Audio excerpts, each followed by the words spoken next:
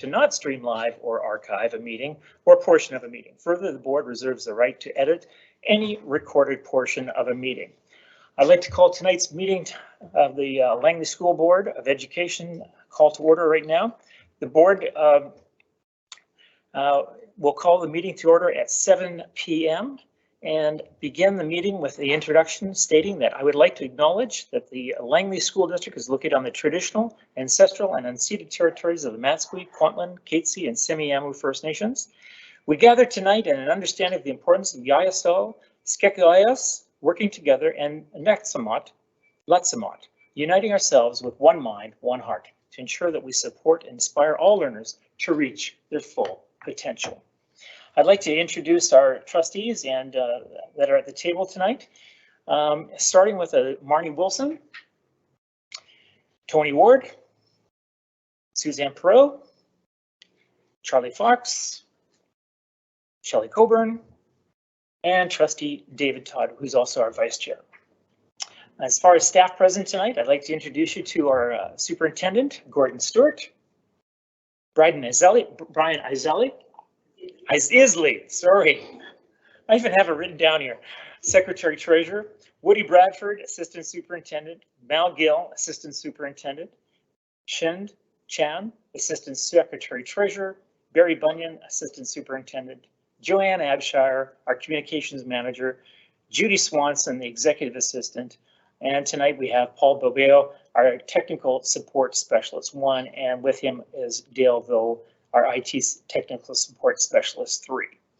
Partner groups that are online tonight, we welcome them as well, and we're pleased that they're here. First of all, I'd like to recognize that Human Anasori, QP 1851 President, Jennifer Johnson, QP 1260 President, Tanya Kerr, LTA President, Alicia Rempel, the DPAC President, Jeremy Linden, the LPVPA President, and also Shelley Sondergaard is the QP 1260 representative. Report from in camera. Can I have the vice chair, please? Thank you. So items discussed on June 29th special in-camera meeting pertain to personnel. On July 24th, we met again, and it included the following motion. The Board of Education will lower the flags for an indefinite period of time. And on September 7th, we met again, and it pertained to personnel, property, and legal. And this evening, we also met again, and our discussions pertain to personnel, property, and legal. Once again, thank you, Chair. And thank you very much. Moving on to number 4, consent agenda, and I think there might be a motion that's going to come along here. Go ahead. Can I have your motion, please?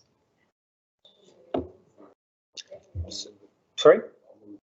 Going to move the consent agenda first? Okay. So moved by Trustee Todd, seconded by Shelley Coburn. Thank you very much. That the Board of Education adopts the consent agenda as provided. All those in favor? Nope, no, you'd like to make yours now? Okay, fine. Go ahead, thank you. Great. I would like to pull the board standing rules 4.2, please. The board standing rules, okay, so we'll put that in number 1 under new business. Board standing rules. And that's way at the back. Okay, so it's going to be under new business, board standing rules.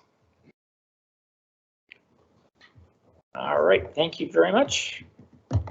Seeing no others, I'd like to move the consent agenda as amended, sorry. I'd like to do that now. All those in favor, please. And it is unanimous. Thank you very much. Okay, moving on with tonight's agenda. I need that the agenda be approved as presented. Can I have a good mover for that? Trustee David Todd, Trustee Shelley Coburn, thank you very much. All those in favor? And it is unanimous as well. Thank you very much. Number 6, we have a presentation, the National Day for Truth and Reconciliation. Superintendent, would you like to speak to this? Thank you, Chair Ross. At this point in time, we're going to have District Principal of Aboriginal Programming, Mike Pugh, join us. And we've got a big day coming up at the end of this month in terms of September 30th, Truth and Reconciliation. But there's so much more behind us, and we're doing incredible work within our district in terms of Aboriginal worldviews and perspectives, and working on relations with all of the people in our Aboriginal community, and our own learning. And certainly Mike's a key driver here, along with all of his staff, which we're most appreciative of. And thought we should take the time prior to that date just to share a little bit about what we're going to be doing in our district, not just to celebrate that day and Orange Shirt Day the day before, but the week and the year ahead. This is something that's always ongoing and not meant to ever be a one-off. So on that note, I'm going to turn it over to you, Mike, and hopefully you're able to take us through this. Thank you, Superintendent Stewart. Can everybody hear me? Good. All right. And for those of you who have to see my big head on the screen, hopefully it's more the presentation than my big head, but that I apologize if that's scary for you. I do want to start tonight by saying thank you to all of you sitting there in the boardroom who are wearing orange shirts and in recognition of the upcoming day. It's a show of and a sign of solidarity for the survivors, for those who did not return, and the families that are still undergoing and dealing with the effects of intergenerational trauma. And it is something that we will continue to do even with the name change as we go forward for this day. So tonight I'll try to give you a bit of a brief history in terms of what's changed, where we've been, and what's going on within the district. And I'm going to frame it around the First Peoples principles of learning, in that learning is embedded in memory, history, and story. It's not allowing me to change. That's not good. There we go. Okay, so it's starting to work. Requires an exploration of one's identity and recognizes the role of Indigenous knowledge. And most importantly, I think it involves patience and time. This is not going to be a quick journey. 7 generations were affected by the decision around residential schools, and it will take more than one to move forward on this journey. And as we said, with any journey, there we go. We need to honor the beginning. And when we honor the beginning, it starts in our district with the work of Cecilia Reiki, Luke Danderand, and Josette Danderand, who went when the Truth and Reconciliation Commission announced their report. They were there in Ottawa, and they brought back to us the story of Phyllis Webstad and the orange shirt, and that began to signify the work that needed to be done. It provided a sense of understanding for many people in terms of a shared experience, understanding what it's like to have that treasured piece of clothing as you go back to school and have it then taken away, and was a way to start the conversations that weren't happening. And so I raise my hands tonight to those 4 individuals who have begun the work and started us on this journey of reconciliation.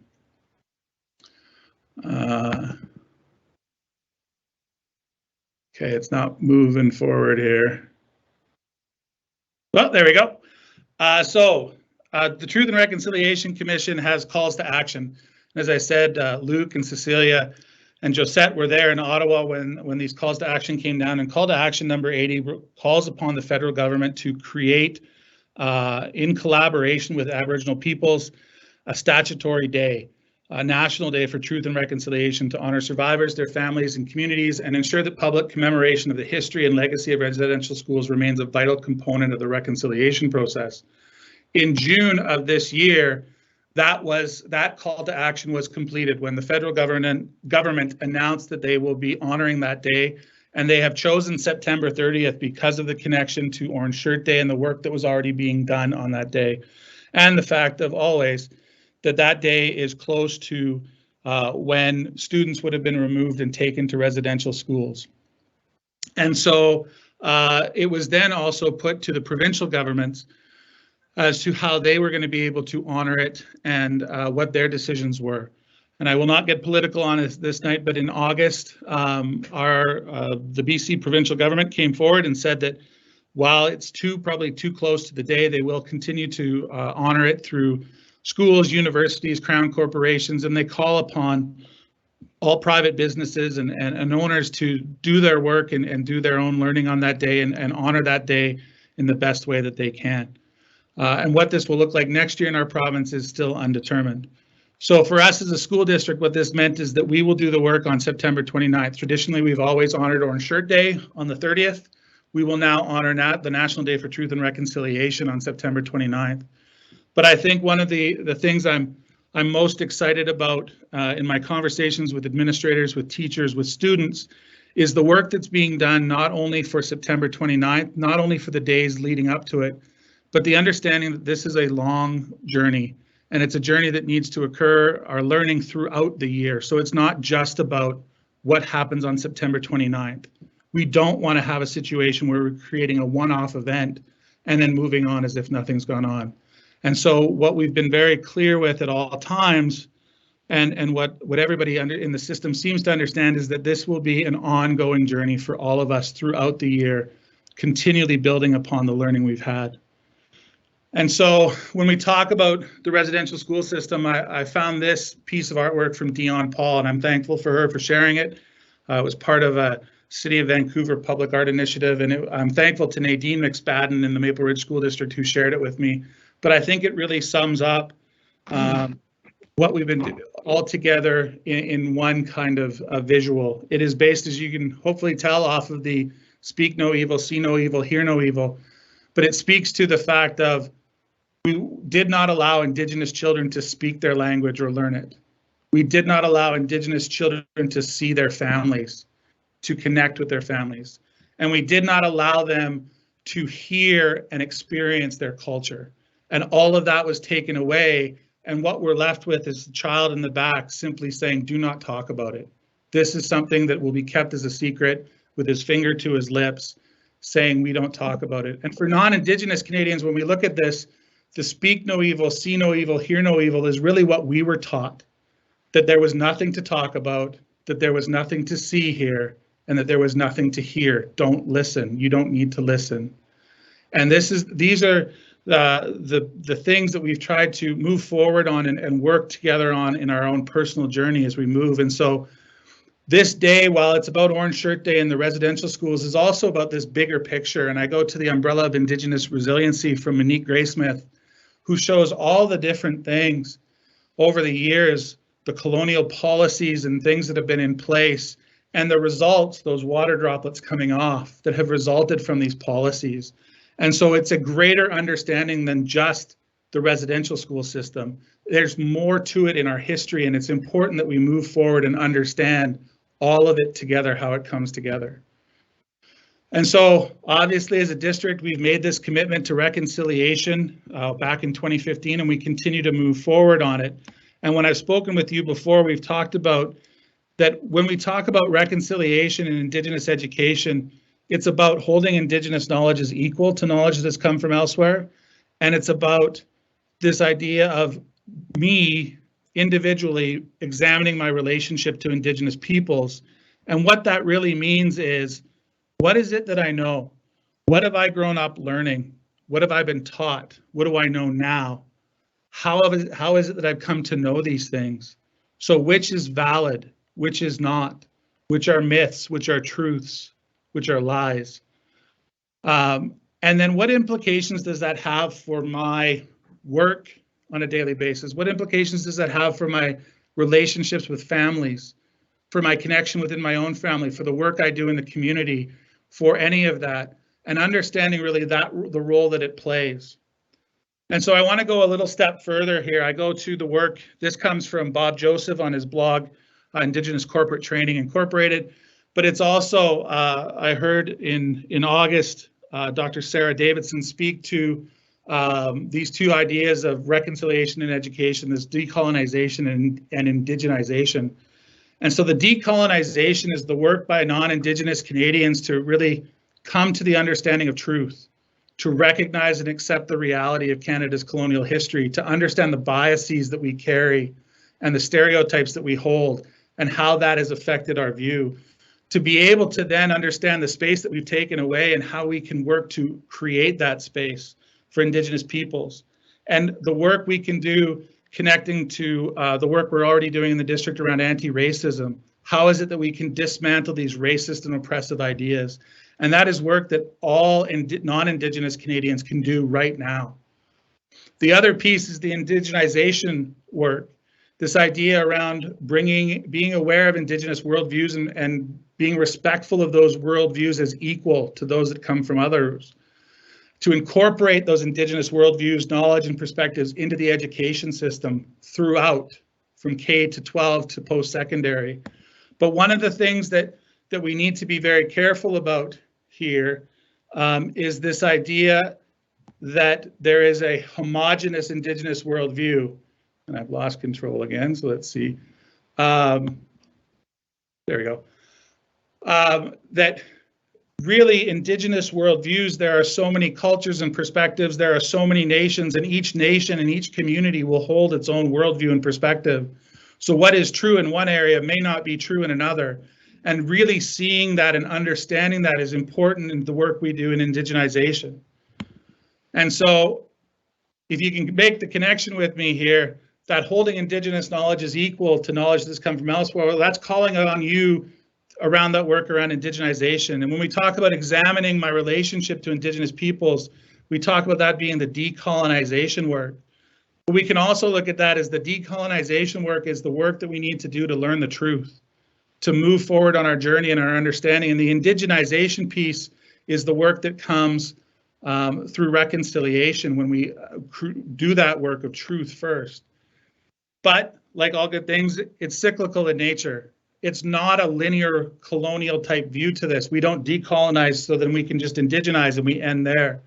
It is a continual cyclic journey where you start with decolonization, you learn more, you come to understand more, and then you can indigenize.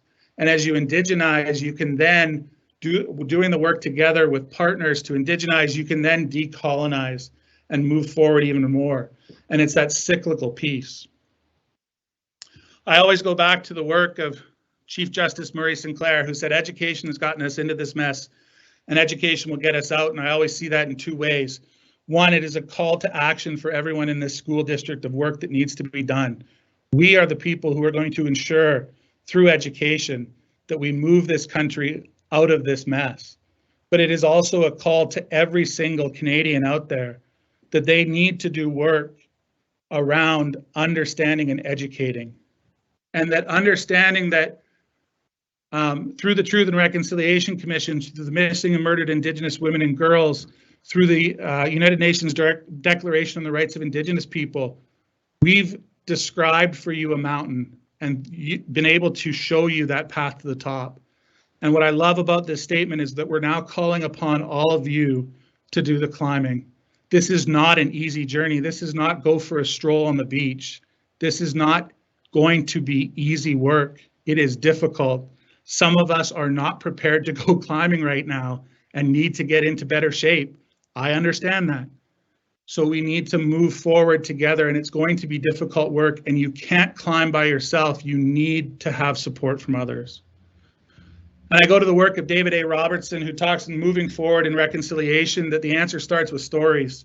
Stories have been and always will be the best way to educate ourselves about the truth. You have to recognize that you have the power to be the authors of reconciliation if you read as much as you can, listen as much as you can, learn as much as you can, and then take meaningful and informed action. And the last time I had the honor of presenting to you, there were staff who joined us who talked about all the different work we have and the Indigenous literature we have available to us. And they talked to you about the Sora app and the ease that we can access some of these pieces of literature. And this by no means is an exhaustive list, but there are all pieces here that speak back to that Indigenous umbrella of resiliency and the learning that needs to happen. And we also have that for children's literature in our district. Incredible resources available to students, staff, administrators, trustees alike. And all of that, for the most part, is available on that Sora app. And so we connect back to that piece and that presentation from last year where we talked about Sora and the work that you can do. And so as you move forward towards September 30th and you wonder, what is it you can do? Well, you can start by reading, simply picking up a book and learning more. You can read the 94 calls to action. You can read the Missing and Murdered Indigenous Women and Girls report. You can learn about UNDRIP and what you can do to help that piece. You can connect to Phyllis Webstad's book. You can watch, there will be online events some that are hosted by the National Center for Truth and Reconciliation. There are benefits to the fact that we are currently in a COVID situation where everything has gone virtual and online, and that is the ease of access to things from other areas. There are many things to do to learn that day. Or quite simply, maybe what you can do is just take a moment to reflect, a moment to learn, and be willing to listen. And so with that in mind, I leave you with the final thoughts from Chief Robert Joseph, who shares these ideas around reconciliation. We stand in a moment of the greatest promise that I've ever seen for this country. A moment where we can reflect upon our relationship with each other, to learn to honor each other, to respect each other, to hold each other up. Reconciliation, really, at the heart of it all, is this idea of love, of loving yourself, of loving others.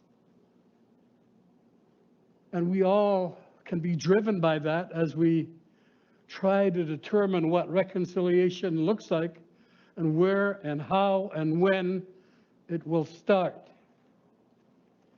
So I invite you down this pathway of reconciliation.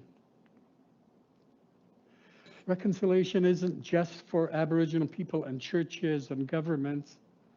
It's for all of us. And so we need you. We need you to be a part of this great dream, this idea that we can live together in this country, together as one. I see that it's going to happen. All you have to do is get ready, prepare yourself, engage, talk about it around a dinner table, talk about it where you work, talk about it wherever you are.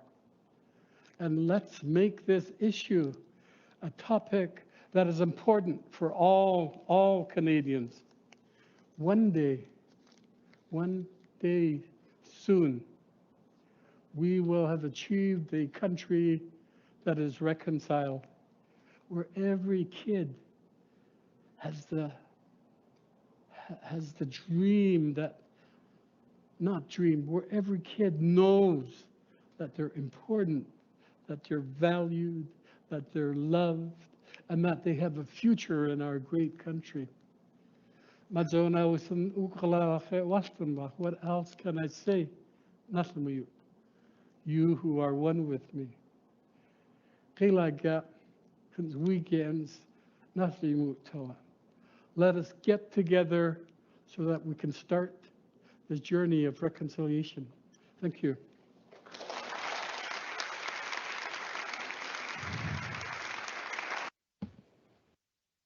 And so I leave you, as I talked about at the beginning, this is a journey for all of us, but it is a journey most importantly to make sure that we support the children, and not only those children who are currently in our system, but those who are survivors, those who did not return, those who we continue to locate and attempt to bring home.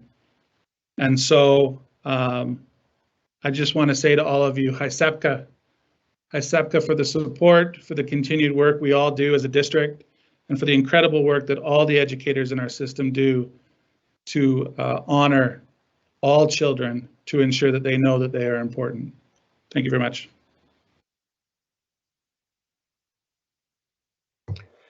Thank you very much, Mike Pugh. Thank you, Superintendent. On to the Superintendent's report, number 7.1, school startup. Over to you, sir. Oh. Thanks, Chair Ross, and thanks, Mike. An absolutely fantastic presentation as always, and we'll look forward to with the trustees in the days ahead sharing all the different things that are going to be taking place in this district with respect to the Truth and Reconciliation. So this here is really, I'm very mindful of time in terms of, I know there's a lot of business we want to get to today, but it's really meant more for in terms of what can our public, what can you expect to be some of the significant priorities that we'll be addressing this year, and actually these will be ones that will be addressed over the next 2, 3, 4 years in all likelihood. And we have a strategic plan meeting coming up, and it'll be a great time to kind of decide which ones this group's going to want to kind of, make sure that we address in terms of our own learning, our own understanding, and in terms of objectives that we'd like to see take place. So just these are things I shared. This is a very, very brief kind of a glimpse of what I shared with our own administrators at my superintendent meeting coming out of the summer. And one of the really what I started off with was this calm within the storm. I am more of an optimist than a pessimist, and not every storm that comes into your life is meant to take you down. Perhaps that storm is coming to clear a path that you could never have found otherwise. And certainly while I, like everyone else, have found this last year to 18 months very challenging, I do think there's all kinds of things that I've done in terms of my own learning and as a system that I think we've needed. I think we recognize, like tonight, we need to be around each other. We'd like to have it without plexiglass. We'd like to have it without masks, but the reality is we miss each other, and the importance of relationships, the importance of family, the importance of friends. And boy, when that was put on hold, that we really struggled. We struggled with that incredibly.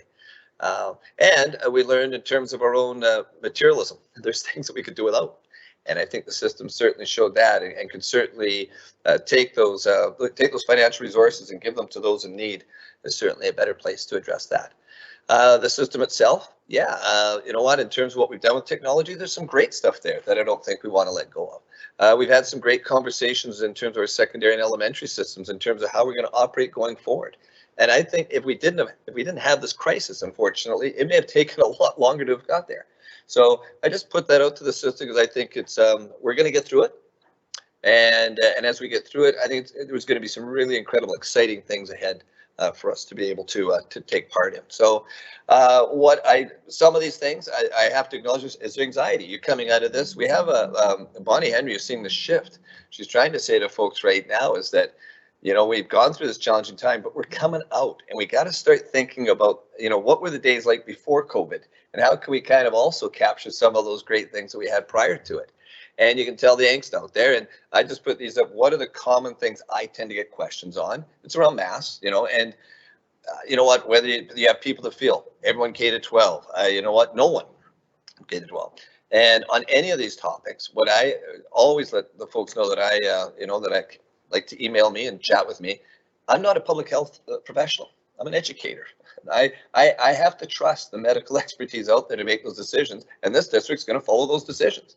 And no, I'm not going to go out and say that I know better and take us down another path. I think when you do that, you really leave yourself vulnerable in terms of deciding that you know best in terms of the medical profession, when I really don't. So we are going to defer to them, and that's why you'll continually hear me say, if that's the guidance they give, I can assure you this district will meet it, absolutely. But I don't look at diverting from it. Ventilation, we are a district that is, again, we meet and exceed the standards there, which is fantastic. The vaccine passport, I get questions around, we want to go watch a basketball game. We want to kind of commit, what's that going to look like? In terms of watching a play or anything else. But we have not been told that people need to have a vaccine passport to show at this time. So we're operating that if you want to come out with those things, you can. You will have to have masks if you come in and the public to get into the place. You will need to sign in, so just in the event something did happen. But again, that's not something at this point in time.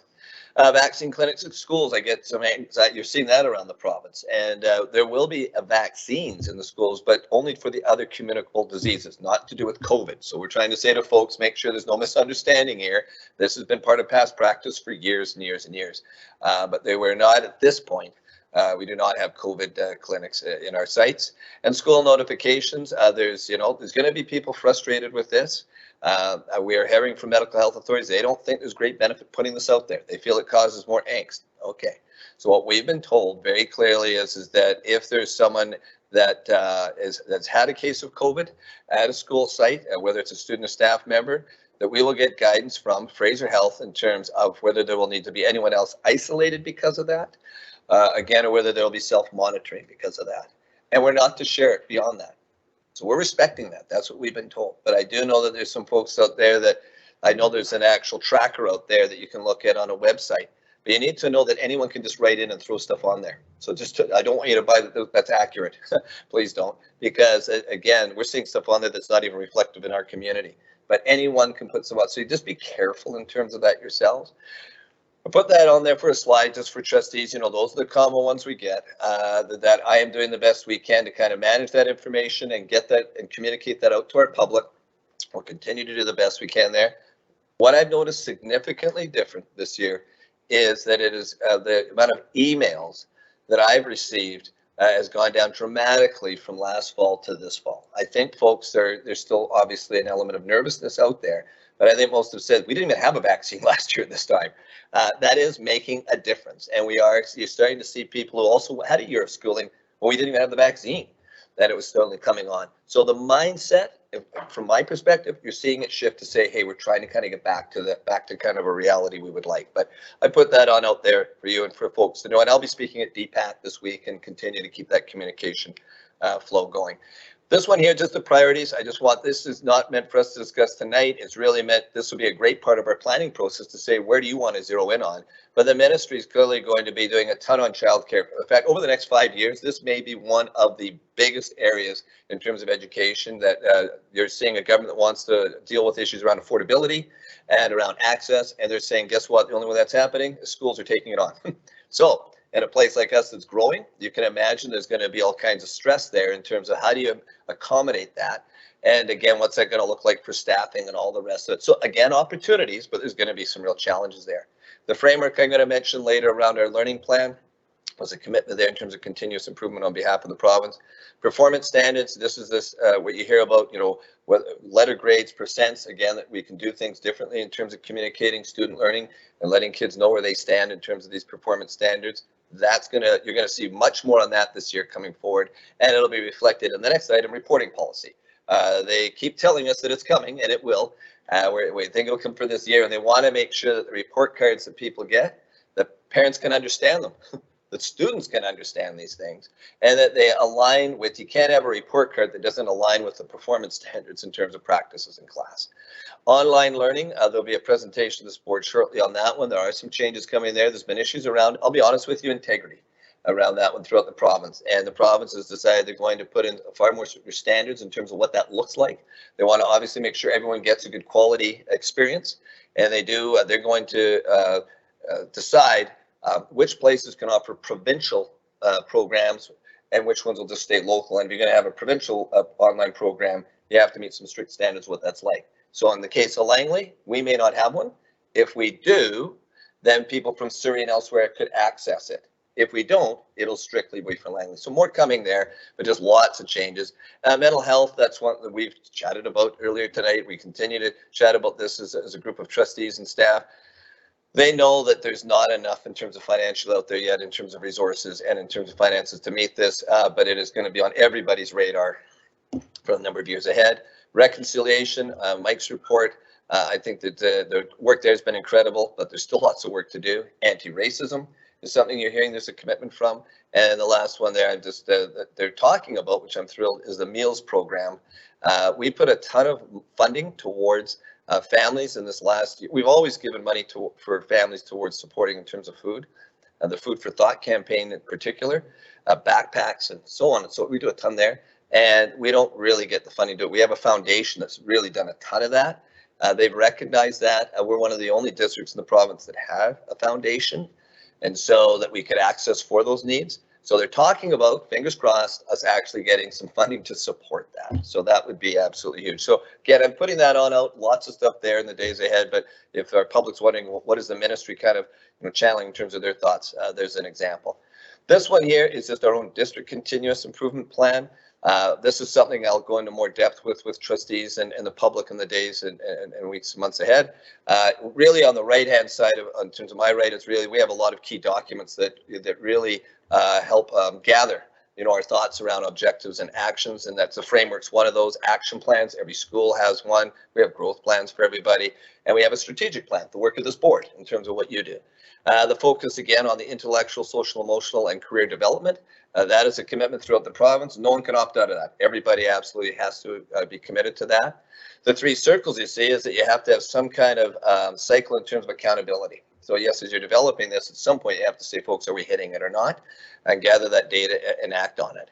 And again, we also have to again, my far left in terms of in terms of issues, 8 elements. We have kind of a framework there that we have our administrators look to in the event they're going to try to put any change in process, a number of things that they need to be mindful of.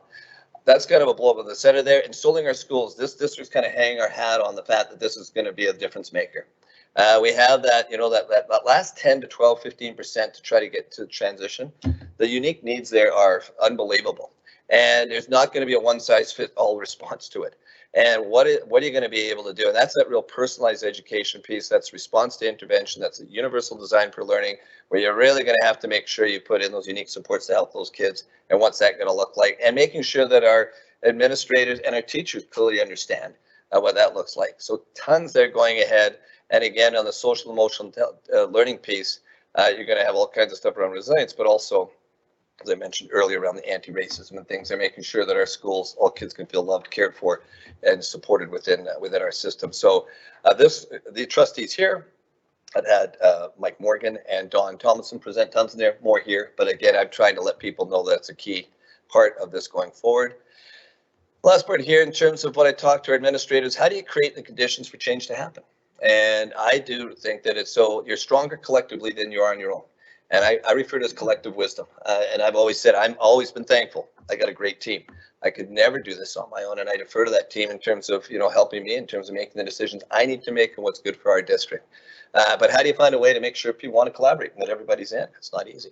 Ownership.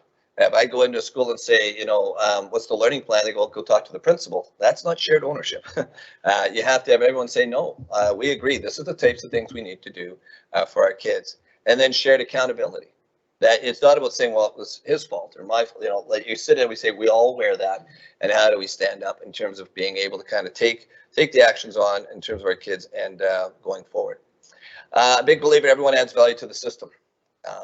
Everybody, doesn't matter your role, every single person adds value to the system.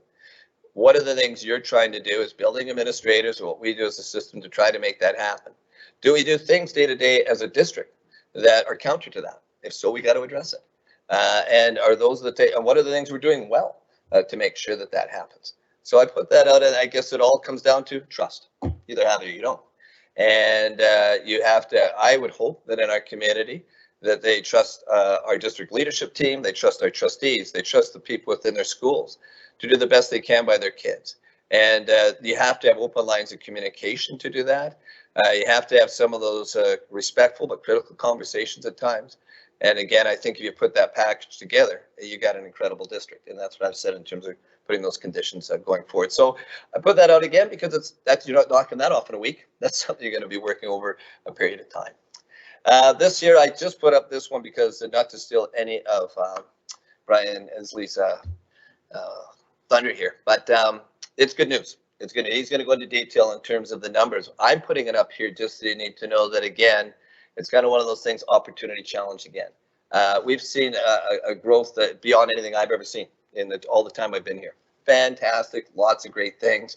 However, the asterisk is, how do you accommodate it? And the challenges that come with a place that increasingly, as all of you know, in terms of space, challenges, services, you know, in terms of making sure that those are met, and a whole myriad of other things that kind of going, okay, how are we going to kind of manage this growth in a way that can work for everyone? So a good news story in many ways, but again, we've got a lot of stuff we're kind of running around kind of going, okay, what are we going to do if this keeps up over the next 2, 3, or 4 years? And that's where trustees are so helpful to, again, continue to press the ministry to say, hey, we're going to need the facilities and the funding to support these things going forward. So just, again, the intent here was just, I wanted to see with school startup, it's been a good one.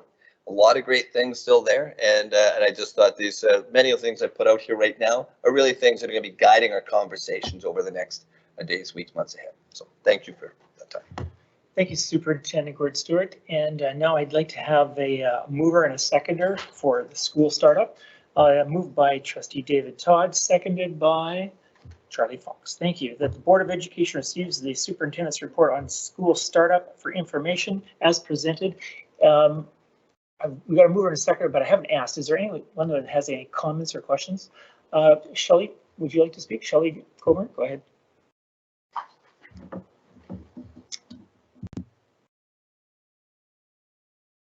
I need my mic turned on. Is it on now? Okay. So thank you, through the chair, to the superintendent for your report. I just have a question regarding childcare. So last night we had a federal election, and part of the federal platform of the party that won was $10 a day childcare. And so I know that the last time a government promised $10 a day childcare, it fell on us. And there was a huge downloading of responsibility to the schools to deliver this, even though we don't have the space and the capacity, and the provincial government should be well aware of this. I'm just wondering how you think this $10 a day childcare is going to impact us, and if you see the federal level either helping or creating more of a problem, and or if you perceive that finally there'll be federal buckets of money to help implement what the province has basically downloaded to us, or if you think it will just exacerbate an already existing problem. Thank you. Thank you, Trustee Coburn, for that easy one. Yeah, if I had a crystal ball, yeah, the reason they're looking for schools, obviously, is they feel that the infrastructure in terms of what people look at for space, they can say, well, it's already kind of covered, so to speak. Where you're going to have educators impacted as well. My classroom that I thought was my classroom might be used by many people before and after school and all those types of things. It's the only way that'll work. That's the only way to make it affordable. The other part on the staffing piece is the only way they're going to actually meet that is you're going to have the government kick in money towards it. Because if we were going to work off our current operating budget right now, it's impossible. It would actually be impossible. So while I think it's a great opportunity, I think I think parents trust the education system. I think if they knew that my child can go to this school and get childcare, daycare, I think they'd feel good about that. And I think they'd love the fact that it was $10 or $20 or whatever it's going to be. But I think in terms of what's going to have to take place financially is huge. Like, it's huge. And so you're right. If the federal and provincial government don't step up, it will not move forward because it actually can't. But I remain hopeful on it because anyone in this community, you're hearing how many families need help and support here. But no, it's a great question. Thank you. And now on to Trustee Marnie Wilson. Go ahead. Great, thank you, and great presentation. I watched today when Dr. Bonnie Henry talked about meeting with the different partner groups in education because of the concerns to do with reporting on school notifications. And she said that there would be something coming out by the end of this week as they were all going to be meeting together. Have you heard any update or anything on that? So thank you, Trustee Wilson, for the question. Not yet. I can tell you that this is certainly for staff been more problematic this year. There's more falling to staff in terms of this process than we would like, to be honest with you. Again, in terms of it's 7 days a week. You're also in terms of you have a system that if you're not going to release the information, they'll go look elsewhere. And then that's where you get these kind of websites and all these things kicking up because, well, someone's going to put something there. So I think I get it from it. The Bonnie is recognizing that there's work that needs to be done here.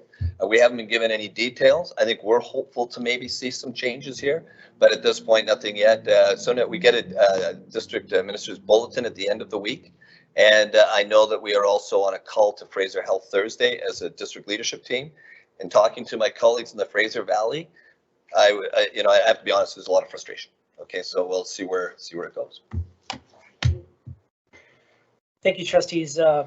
We've had enough discussion, and now I'd like to call the question. All those in favor of the superintendent's report? And it is unanimous. Thank you very much. On to 7.2, framework for enhanced student learning. Over to you, Superintendent. Thank you, Chair Ross. Again, this one will be brief because trustees, you've seen this, but I'm going to give you the rationale why it's coming forward again. Director of Instructional Services, Don Tomlinson, and also you had District Principal Mike Pugh presented at the end of June at our Education Committee the framework for enhancing student learning. And when you approve the strategic plan, the framework of enhancing student is embedded in it. It's kind of our learning plan. It's the whole educational piece. That being said, that the ministry has asked that we do a separate motion for you to support the framework prior to me submitting it in by the end of this month. So I have to put that in at September 30th. It's another step here in terms of, I guess what you're seeing from our the ministry is this is becoming more of a formalized process from our end. They never used to ask, I'll be honest with you, the ministry did not ask before to submit a strategic plan or a framework for enhancing student learning. They just said, districts, we hope you're doing these things. And I think you're seeing more accountability saying, no, we want to actually have these things submitted. So just again, for the purposes, just to remind you folks, and I hope you had it, if you didn't have a chance to look at it, it's a fairly lengthy document. It's our granular, like it is the kind of nitty gritty of what you do every day with kids on so many levels. It's very complex work. I think it's good because it shows actually the public just how much work goes into supporting our kids. But again, in terms of that, that granular piece, it is not written in stone. That's the beauty of it. It's something that can evolve. So what I'm saying with you for tonight, if as we talk in the days, weeks, months ahead, if we notice things there that we need to add an additional focus, or we think, oh, that's a strategy not working, you want to add what we can. So it's not fixed in stone. So I want to make sure that that's really clear. This one here just says if folks are interested to take a look on the ministry website, you can look at framework for enhancing student learning, and they go around this continuous improvement piece. They are focused on around our Indigenous students, children in care, and certainly our Aboriginal students are the three particular focus groups that they are looking at. Now they have a cycle. It's kind of a cycle of accountability. It's also a cycle of what they expect in terms of a strategic plan process. We follow that plan. I was actually surprised that I didn't know there was districts in the province that didn't have strategic plans. So that was kind of a learning experience for me. We are in a very good place here in terms of the work we've done around us going forward. But again, that's more for the public if they wish to look at it. There's our strategic plan. And again, folks can go on to board. Basically the board tab on our website, just a website, go down, the strategic plans right there, and can access it. And right now what will happen after tonight, upon it being approved by the board, is we will able to have that appear on our website. And it'll be, what I like about what's going to go on the website, which doesn't go into the ministry, is the ministry is not cares so much about the stories. And I actually love the stories. And so the stories of learning to me are so much more powerful, because I think many people in the public would read this document and go, oh my goodness. But if you can find a way to capture it meaningfully with the work done in our schools, you will see that it's set to go. I'm excited about that, and that would go out upon approval from the board tonight. Again, just a reminder is just how it was set up. Here's the data. Here's what's the data telling us. You have to include that. We did that through a lot of different links in terms of the report. There's going to be some that are interested in the public, some not. So what? Now you've got it. So that's the wonders. What's this data telling us? You know, what are some of the things that we're noticing in terms of the data? And then now, what are the actions? What are the things that are going to come out of to address those wonders? And that's really the, full credit to Don Tomlinson, who's done some really marvelous work here, and her team. And again, Mike Pugh, absolutely. We've had Tony, who's been involved in terms of the website. Just some really good stuff in terms of, I like how it's been set up. And there is no, this is our setup. There is no template. So I like the one we've created to really kind of lay this out with folks. So that's where, just again, if some people are interested and they went on our website by the end of this week, they would be able to go on, they'd hit the framework, this would come up, and you can see they could hit under any of those tabs, and what will come up is, again, the data. It'll come up the wonders, it'll come up the actions, but the other key, the stories. And we've got Joe Abshire does an incredible job of being able to tell those stories and putting on videos and pictures and things like that and student work. And that's where I think people really, if you want to kind of bring this to life, need to go. So again, I didn't want to, this is something, again, all the stuff within that document we'll be going over for years. The really intent is tonight is to make sure that we can submit it, that you're good with the submission, and that we can then roll up our sleeves and do the work, because that's what's most important. So the motion out there is, again, that the Board of Education approves the framework for enhancing student learning for 2021-2022 as presented. So quick summary, but again, I know most of you are very familiar in terms of our path here, and I'll leave it at that. Thank you very much, Superintendent. And now to get that motion on the floor, I need a mover, please. Moved by David Todd and seconded by Suzanne Perot. Okay, and all those in favor? Oh, any questions, I should say. I neglected that. My apologies. I think you had one question you wanted to speak to. Thank you. Thank you, Chair. So earlier you mentioned collective wisdom, and I like the choice of words around that. So we've always saw in the past that we're data rich, and there's a lot of metrics in this plan that's almost, when you say granular, it's specific to a T. I assume we've got the data, and it's basically everything's ready, made, and it's in there. And as you say, stories are good, but to meet some of these things, we have to show them the beef. And so my question to you is, it's all in there, we're rich on data, and that we are achieving these educational outcomes. Thank you, Trustee Todd. Yeah, Langley is, in terms of provincially, one of the leaders in terms of that piece. We've got some incredibly strong people there. So what I like about this is that you don't just need to rely on provincial data. Sometimes people dismiss different things. Well, you know, some people feel this way about an FSA, or some people feel this way about this. What's great about what the like approach we've taken is you can have school data in there. So you can have your own information that you want to bring to this conversation. And I think that there's probably sometimes a little bit more resonance with staff when they feel like they're more connected to it. So we have tons of stuff there. In fact, if anything, you know, to kind of wade through it, it's kind of, that's the difficulty. Meeting the learning, we've got challenges. There's no question. We know in terms of reading, and I do think the last year and a half hasn't helped. I think that's probably around the province, I wouldn't doubt, or maybe around the world for that matter, that we've plateaued, and we've got to find a way to kind of, because we know how critical that is. So that's certainly standing on out. And we need to, again, for our transition rates around our Aboriginal youth, children in care, and students with diverse abilities, the ways we can get better still.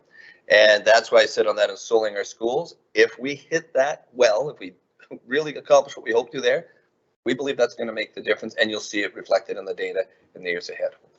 No, thank you. Thank you for your response. And now, trustees, I'd like to have the motion on the floor. It's been already spoken. All those in favor? And it's passed unanimously. Thank you very much. Okay, thank you. Over to 8, the Secretary Treasurer's report, enrollment report update. Thank you, Chair Ross.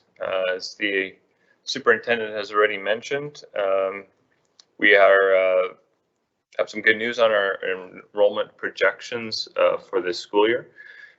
These are not final numbers. These are numbers based on what our schools have told us in the startup 2 weeks of kids that they've been able to verify or are intending to come still.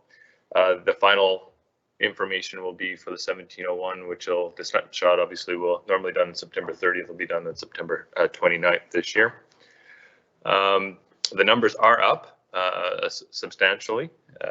These numbers show by various categories the numbers as of September 15th versus our budgeted projections. We did budget conservatively due to COVID. Last year we did not hit our budgeted projections, obviously, with the impact of COVID and the enrollments of schools. So we budgeted on our K-5 bricks and mortar to be up 237 students. We are projecting right now at this point to be 700 students above that projection, which, as the superintendent mentioned, is a number that in the time that I've been with the district, we have not seen anything near that. And for once, it is, as you can see, pretty much across the board. There were a few schools that stayed the same, but very few that didn't grow. So there's definitely been not only our growth in the Willoughby Slope area, but there's also been migration from various parts in the province, obviously, to other areas within Langley. There were schools in this district that haven't changed enrollment-wise in my whole time here, changed this year. Belmont's a good example. I could always tell you what their enrollment is within 5 kids. They grew about 25 kids this year, which is absolutely unheard of for that school. So we do need to verify all these numbers, obviously, like I said, but right now our enrollment projections that we're seeing are definitely good news. Like the superintendent mentioned, of course, it does bring challenges. There were a number of divisions added and blocks added at secondary and at middle school. So there was a lot of that was being done late in the summer and for the startup. And obviously, if these are numbers that are going to continue over the next number of years, 900 kids a year, that's close to 2 schools a year, which we are obviously not building at right now. One number that we did look at last year was our homeschool numbers, and these are still changing and changing daily, to be honest with you. In a normal year, we see 10 to 15 home school enrollment in this district over the last number of years. Last year, that number spiked up to 140. When we did the snapshot, it was at 71.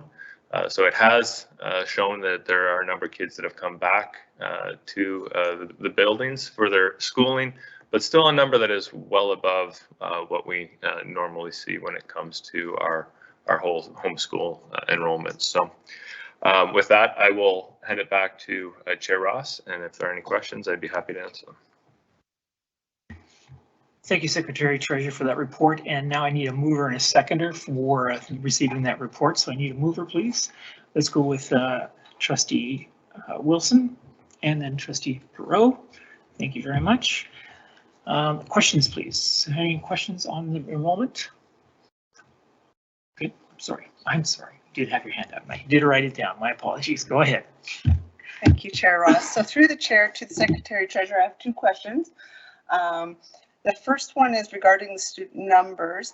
I'm wondering, outside of knowing we have some growth coming in from the slopes and potential influx through the province, if the conversation around reducing the independent learning schools in the province and their parameters, is that affecting more students coming into the mainstream public school? And are we prepared to absorb that over the next 2 years as we see those shifts occur? And then the second question is, with the influx, do we have enough support staff ready to roll for our students who need those supports for continuity in the schools? So we're still trying to sort out where these kids are coming from. It's not an easy process, obviously. I do know that some of the surrounding districts, I know Chilliwack, for one, is up substantially above their projections as well. Had heard rumors that, with a lot of people working virtually, a lot of people have moved out to the places with larger properties to have home offices and those kind of things. So this may be a 1-year shift. How it relates to the online learning piece that's coming, not this year, but the subsequent year, I do not know. We have a report coming to the trustees, I think, at the education strategic meeting in October that will have the principal that runs that program coming and speaking with you. So there will be more information on how we see some of those changes coming from his perspective. As far as supports, we have looked at that with the enrollment that we're seeing. We don't know what the IEPs, because they're still sorting through those. That actually happens later. They're working through that process, but we have put out postings for some more SEAs to address that increase due to the fact that we have more students and obviously more identified students. Go ahead, Trustee Fox, please. Thank you, and thank you for that presentation. My question dovetails with Trustee Perot's, but more from a physical plant perspective. Are we finding that we have the adequate space to house these individuals, these new students? You talked about Belmont. I know Belmont was full to capacity last year. We see schools that are where families are moving in areas where the school's already full. It may not be answerable at this point, but will we get a report as to how we're housing these this influx of students? Yeah, so in the instance of Belmont, it was more on the neighborhood side of that school. The French immersion has definitely always been full. There were space, all the classrooms were full in that, but they weren't full classrooms necessarily. So they were able to absorb that there. We have been able to accommodate all the kids as of September in the buildings that and the places that we have. The leadership team has already started conversations with a few principals as to how many more students could be accommodated, and anticipation of having to buy portables as part of our amended budget process. to have them in place for September. One of concern for me particularly is Arnie Mountain is now heading towards capacity already, so there will most likely be portables there imminently. Nickelmackle is another one that we're looking at that is full, that would probably require portables. And I think Shortreed is another one that's pretty tight on space there. It's a matter of timing there because we do have some portables there for the swing space for the seismic project, which doesn't help us right now, but will help us down the road. But more will be coming to trustees as we go through the amended budget process, because portables will be part of that. Thank you. Thank you, Secretary Treasurer. On to Trustee Coolburn, please.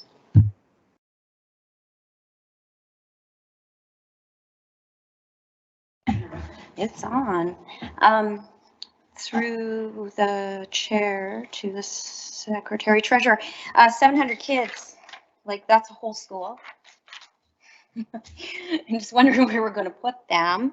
You kind of answered, but you actually touched on Nickelmackle, which, so I'm curious because we have a real problem in Langley.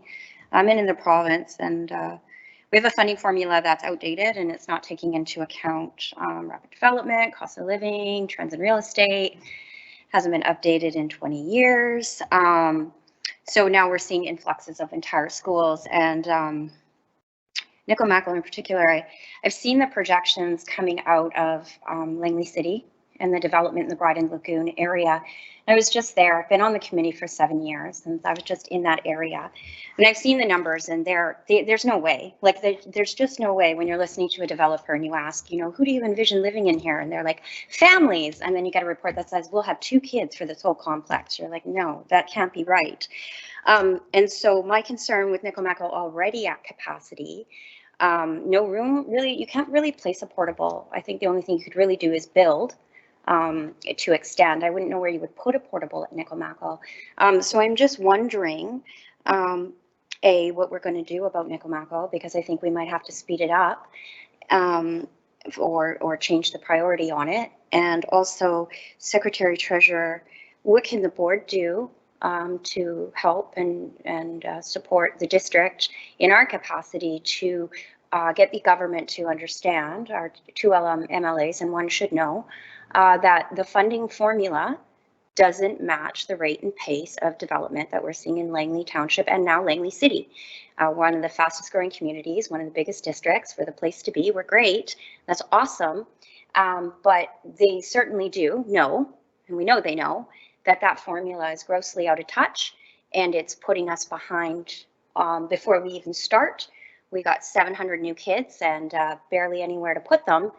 How long do we wait before we start demanding that they revisit how they fund our schools? I'm really good. Easy questions tonight for everyone. Thank you, Trustee Coburn. I think I have them all, but if I miss any, please let me know. The ministry does fund based on projections, but they always wait to see the whites of eyes and the number of portables. You know, I know they say that they don't want portables, but it does weigh into the conversation. The concern with Nickelmackle is they always look at not just the impacted school, but they look at the schools surrounding it, which, you know, Blacklock has space. Douglas Park is pretty full, but Simons has some space. So they expect boards to redraw catchments, but the way those line up, catchments are pretty hard to adjust to shift kids. So those are all things that we are working on. The capital plan is coming, which has an addition for Nickelmackle on that plan. Facility says that there is a way to put portables on site and still have room for an expansion. I'd have to get the more details on that, but there is the ability to do that per our Director of Facilities. So I can make a note of getting that information. And as far as what can trustees do, they can always do what they always do, is advocate for our district to the ministry, that as a growing district, There are needs here. The problem is that this district isn't alone. It used to be that there were 3 or 4 districts, one of us being one of them. There are a lot of districts now that are growing, and that is my big concern, is how they look at this provincially, because there's a lot of districts that are now getting very full and are growing rapidly as the province is growing. And there's some of our neighbors around us have the problem. We know of Surrey, but Chilliwack is another one that I know is really struggling as well. Keeping up with enrollment is difficult. This year is hard for us to tell because I look at it almost as a 2-year enrollment, because last year we didn't get our growth. We didn't get what we normally do. But even if you combine the growth over the 2 years, it's still looking like over 500 a year, which is 2 very good years for this district. But we have space for the short term, but I do worry, even up in the Willoughby Slope, because Don and Gabriel just opened. We are in the process for the project definition report for the next school, but that's being held up by a water stream on there, on that property. We desperately need that school to get past that stage and get approved so that we can get going on building that school. And if there was any that I missed. No, you did fantastic, because I dropped a lot there. So as you said, the ministry funds schools for the whites of eyeballs. What do you think it's going to take for them to be more proactive as opposed to reactive, which has been happening for however many years, under both governments too? So it's not like one's done anything different than the other. One touted itself as going to fix it, and it's not. Projections, weight of eyes, and always, never enough for the students, because the theory is they're not all there at once. So what do you think it's going to take for boards or school districts to break this archaic or out of touch funding model that doesn't serve districts at all? It's not funny. I don't even know why we have it. It's not working for us. It doesn't make sense. It's harming us. So when the model is harming you, it certainly needs to be addressed. And so what do you think it's going to take for the ministry, government, to pay attention to the fact it needs to be changed? I'm not sure I can answer that question. But unfortunately, I think for this district, it means more portables, because I think that highlights the need very quickly. It's not where we want to go. I don't think that's where the ministry wants to go, but it is what does highlight those things. I do know from a staff to ministry staff perspective, they understand the need and are advocating on our behalf, and know that we have issues here that we're not able to keep up with, and that there are concerns. They work very hard with us to do that. It comes down to funding and dollars, and that's where Treasury Board holds the key. Thank you very much. And just because I'm mindful of the thick binder we have to go through tonight, I'm just going to hold off on any more discussion, if we don't mind. I'd like to call the question on the Board of Education receives the enrollment report update for information as presented. All those in favor? And it is unanimously carried. Thank you very much. 8.2, the 5-year capital plan update. Back to you, Secretary Treasurer. Thank you, Chair Ross. I just have a few slides, and we'll go through this fairly quickly, as we've gone through this at Finance Facilities last June and in the one in September, but so that the public can see kind of where we're at. I just wanted to start with a bit of the high level first. All districts are required to submit a capital plan on an annual basis. We're also required to have a long-term facilities plan, which the district does, which will need updating in the next probably 2 years or so. We do that roughly every 5 years, and it does a 10-year horizon. They do require a board resolution for the capital plan, and it is slightly different than what it has been the last number of years. The ministry has implemented a new capital system, and it's basically a cradle to grave process online that works a lot nicer than what was there before, but it has created some changes in how we do things. One of those changes is that they've now separated them into minor and major capital submissions, and so we need a board resolution for each of those. With the change of system, which they launched late May, early June, obviously it hampered what normally happens with June having the capital plans being done in June because the districts didn't have access to that system. They did request or require the major capital to be submitted in the system by end of July, which staff have done, with the understanding obviously that boards have to pass a motion in September due to the summer break. And that wouldn't be actioned before that. And then the minor capital is due by the end of this month. So, and both, like I said, need a motion, which is in your package tonight. When I talk about major and minor capitals, these are the items that are covered underneath each of those programs. So for major, you have the seismic, you have expansion, replacement schools, and then building envelope projects. On the minor side of things, those are the short-term one-year programs usually, which are the school enhancement programs, the carbon neutral programs, bus programs, playgrounds, and the annual facilities grant. Every year, based on this submission, we get what they call a capital response plan letter that usually comes in March, and that letter is the kind of the approval process for what the district has submitted as their capital plan, and it can be various actions from that.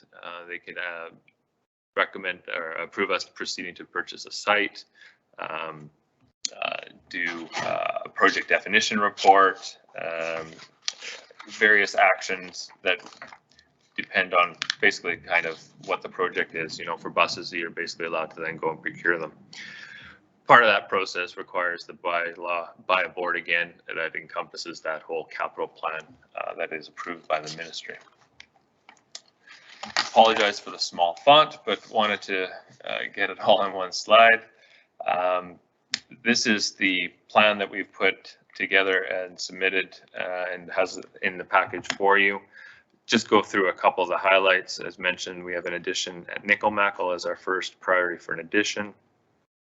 We have sites in Brookswood and Southwest Latimer. We still own a site in Northeast Latimer that is, I mentioned earlier, that has the waterway that we're working through, and we have been approved to go to PDR on that, but we're still waiting on that process. Our first school build request is the new secondary up in Willoughby. As mentioned, the issues that we see with having to put portables there in the short term. And for the seismic projects, the first two that we have on there are DW Poppy and Brookswood. Those are the sister schools to Peter Ewart, which is just right now in the seismic project definition report that had been approved in the capital plan letter. We will have, with that one, once that one is approved, the district will be having 3 current seismic projects undergo. So that we have those ones out a couple of years just to for us to be able to manage that process. On the minor capital side, the school enhancement projects, both of these are continuations of projects that have started in this year or the previous year. So for Peter Ewart, we'll be finishing the window replacements. We've done phase 1 and phase 2 of that. This would be phase 3. For DW Poppy, we do the second phase of the sanitary system replacement. So that would basically get DW Poppy off of the septic and have it connected to this the township sewer.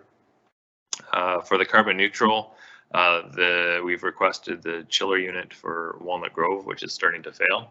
So we're hoping that we can make it through until that is approved for replacement.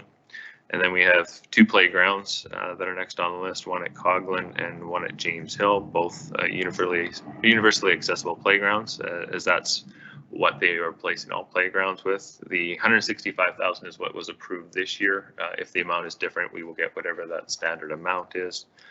And we're requesting 2 34 passenger wheelchair buses to be replaced, and we don't put in a dollar amount because that's done based on the tender process that the government does, and they just award the amounts when that happens. So that is what we are recommending for the minor capital.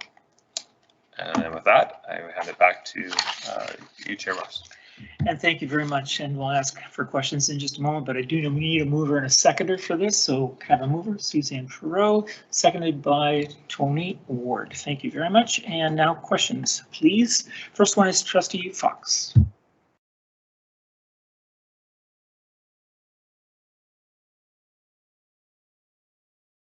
I noticed the major capital plan. I just wanted to focus for a second on that. We as a district, and this is complementary to the discussion that we had earlier this evening, are requesting 5 new building sites in the next 5 years, and we're requesting 5 new buildings in the next 5 years. That dovetails with the conversation earlier of 1 building or 1 school per year, which is hopefully we as trustees can advocate for with the ministry. I guess the thing that amazes me in this whole capital plan is the cost of land. At $3 million an acre, it's costing us $16,000 to buy 1 school site. That's just the site. And then it's costing us anywhere between $40 and $45 million to put the school up. So these are expensive undertakings. The 9 to 12 school in the capital plan, which would be the second Willoughby school, is listed as $105,000 to put a secondary 9 to 12. Million, sorry, 105 million. Well, 1,000 we'd have lots. 105 million dollars to put up a school, and $16 million for a site, and I know the site for that secondary school is 54 million. So we're talking a lot of money, and I think people need to realize that these aren't going to come right away. I guess the ministry's juggling all the costs, but certainly I'm pleased to see that we've got 5 sites, 5 school buildings on the major capital plan for the next 5 years. That's 1 a year, and I think it's our job now to advocate to ensure that that in fact becomes reality. Thank you for the presentation. Thank you, Trustee Fox, and over to Trustee Wilson, please. Great. I didn't notice in the presentation, but I'm wondering if we have any consideration to air conditioning in schools and upgrading schools that may not have either air conditioning or a good air conditioning system, just because of what we saw over this past summer, where we had the heat dome and we, for the first time ever, I think in history, closed schools due to heat. So I just wonder if there's any consideration given to that in our 5-year plan. The ministry currently does not fund for air conditioning in our area of the province. This is something that we have had, shall I say, conversations with ministry staff on repeatedly, and I regret to say we've not made any headway so far. And Trustee Todd, go ahead, sir. Thank you. Yeah, further, there may be some funds in carbon taxes that perhaps can help pay for air conditioning. We're at a critical point in the Langley School District's evolution. We need schools and we need them fast. And this year we budgeted for, or predicted 200, we're 700 over that. So it's actually, is that correct? So around 900, and that's not including ISP students. And we know there's going to be growth there too. So when you look at all these numbers, that's 2 schools right there. So I was going to ask a question earlier about this. When you've got an infrastructure set at this level, and then you have 2 or 3 years that you're behind, and then you have a bumper year like this year, you're actually 5 years behind. And so I'm very concerned. You know you need schools when you have to use Helvetica 6 to include all your asks in a capital plan.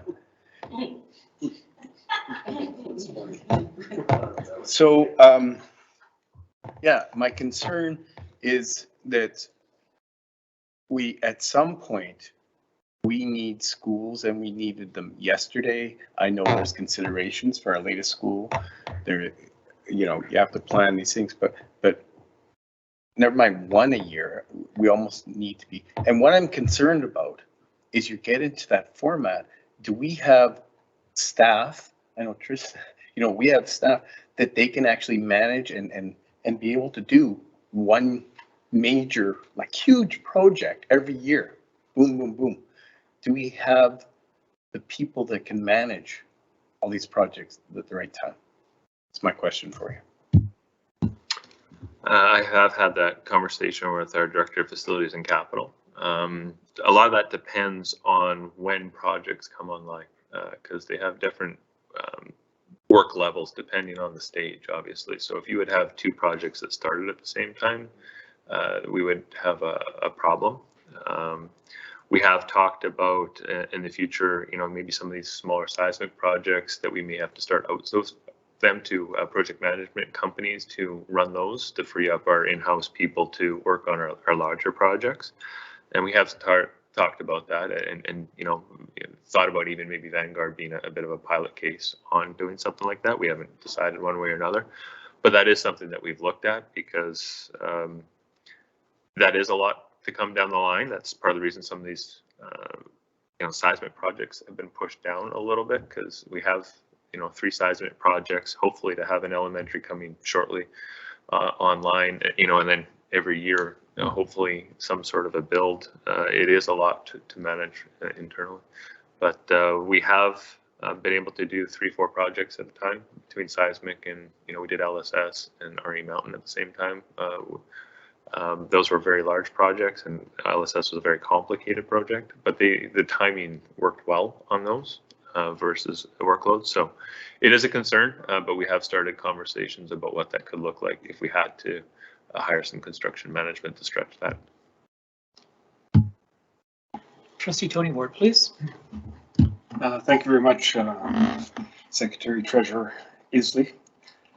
And anyhow, my question, and I love the font comment. That was fantastic, Trustee Todd.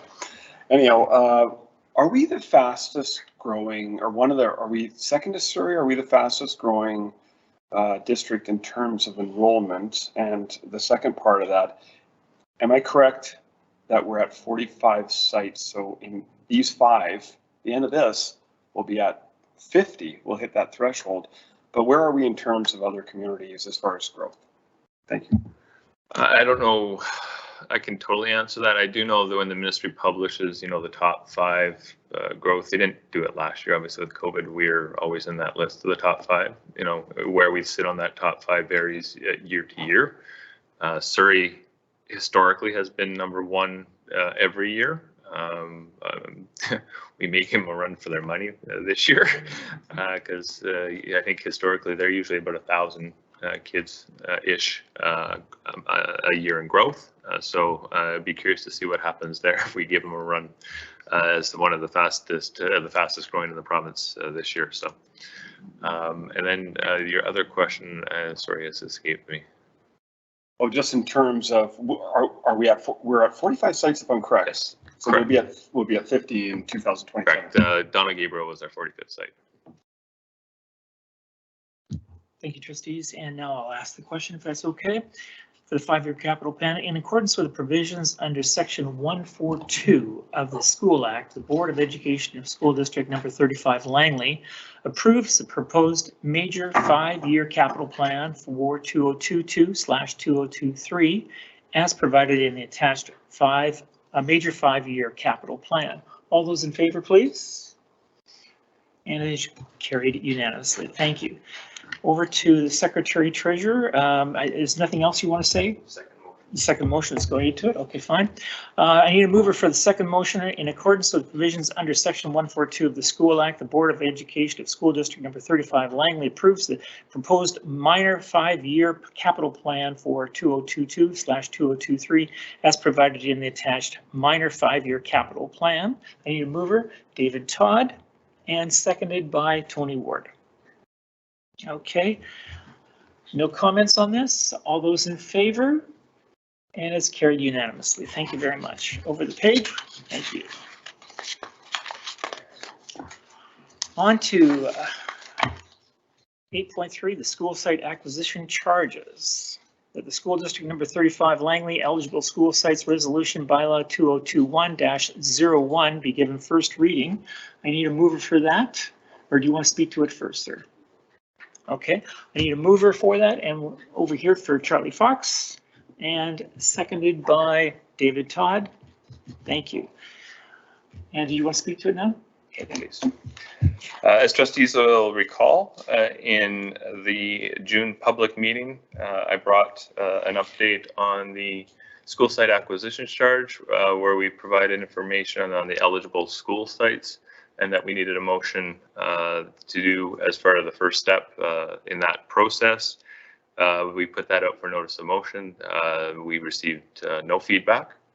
So the motions are in your package tonight to hopefully proceed with the eligible school sites. If these motions are passed, then I will be writing letters to both municipalities where they'll have 60 days to adopt a similar motion to accept the eligible school sites, and at the same time we'll be submitting as part of our capital plan submission the eligible school sites. Assuming both municipalities accept, we will then wait until the capital plan letter, which would probably be next March, to get the approval from the ministry on the eligible school sites, and then we would require another bylaw at that point. And so we're a ways away from this actually being fully implemented, but this will be the first big step of that process tonight. And with that, I hand it back to Chair Ross. Thank you, Secretary Treasurer. I have an opportunity for questions. I see Trustee Fox. Did you have a question? It was okay. Go ahead. It's all yours.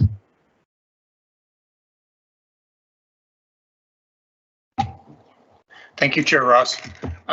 You answered one of my questions through you actually to Secretary Treasurer Isley.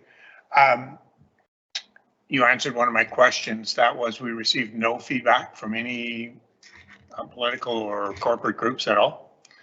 So my second question is, what happens if one of the municipal jurisdictions doesn't accept the proposal? Then it would go to an appeal process with the ministry, and they would have to state which sites they disagree with, or if they're just disagreeing with the whole process in general, which has happened in the past. That would go to the ministry for arbitration, but they would have to prove that they're a standalone and have all their students as part of it within their own municipality, which is not the case. There's over 40% of city students that go into township schools, and so I know the city has not passed it in the past. But they've been overturned both times by the ministry. On the appeal process, yes. Okay, so we're moving along a continuum here. It's going to take us a bit of time, but in the end, we will see this through to completion. Thank you. I have another trustee, Suzanne Perot. Thank you, Chair Ross. Through the chair to the Secretary Treasurer, dovetailing off of Trustee Fox's question, what would be the foundation for a disagreement with the submission?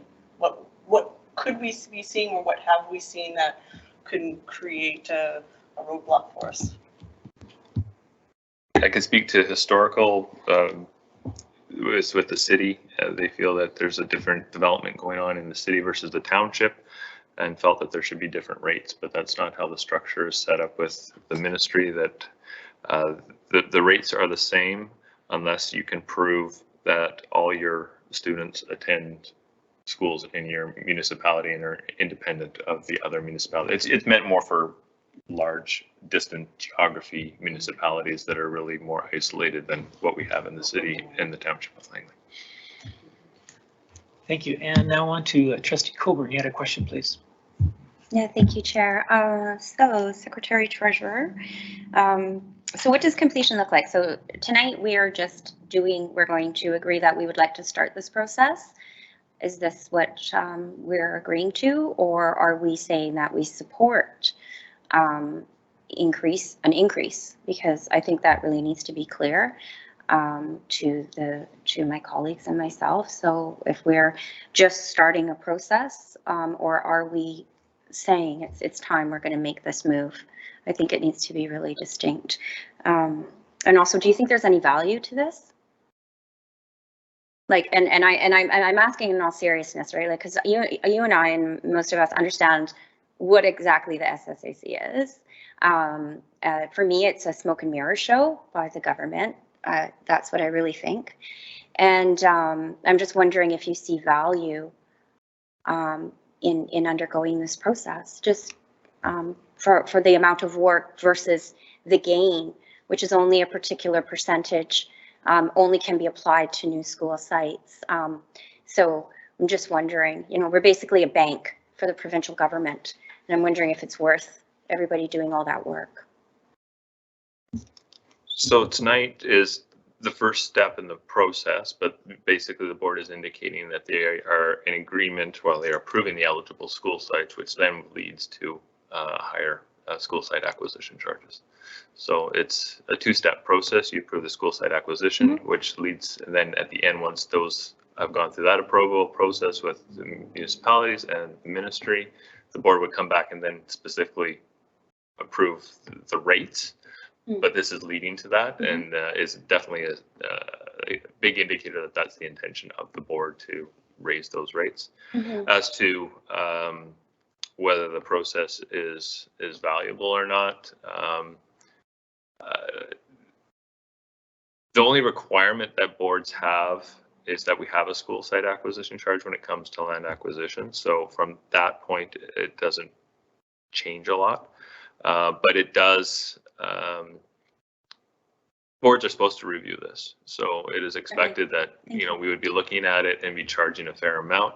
We are behind. You know, as in the report, most of the areas around us are at the maximum because, you know, the cost of land. Right. You know, it you know, at $3 million an acre, you know, you're never going to get with the formula that's there. One thing I do want to point out, it's never been a handicap or a bottleneck to purchasing a site, because basically the ministry approves the site and then asks what do you have in school site acquisition charges, and then we contribute that. It's not a bottleneck. I think the public misunderstands and thinks that, you know, if we had the more school site acquisition charge, we'd be buying land left, right, and center. That is not the case.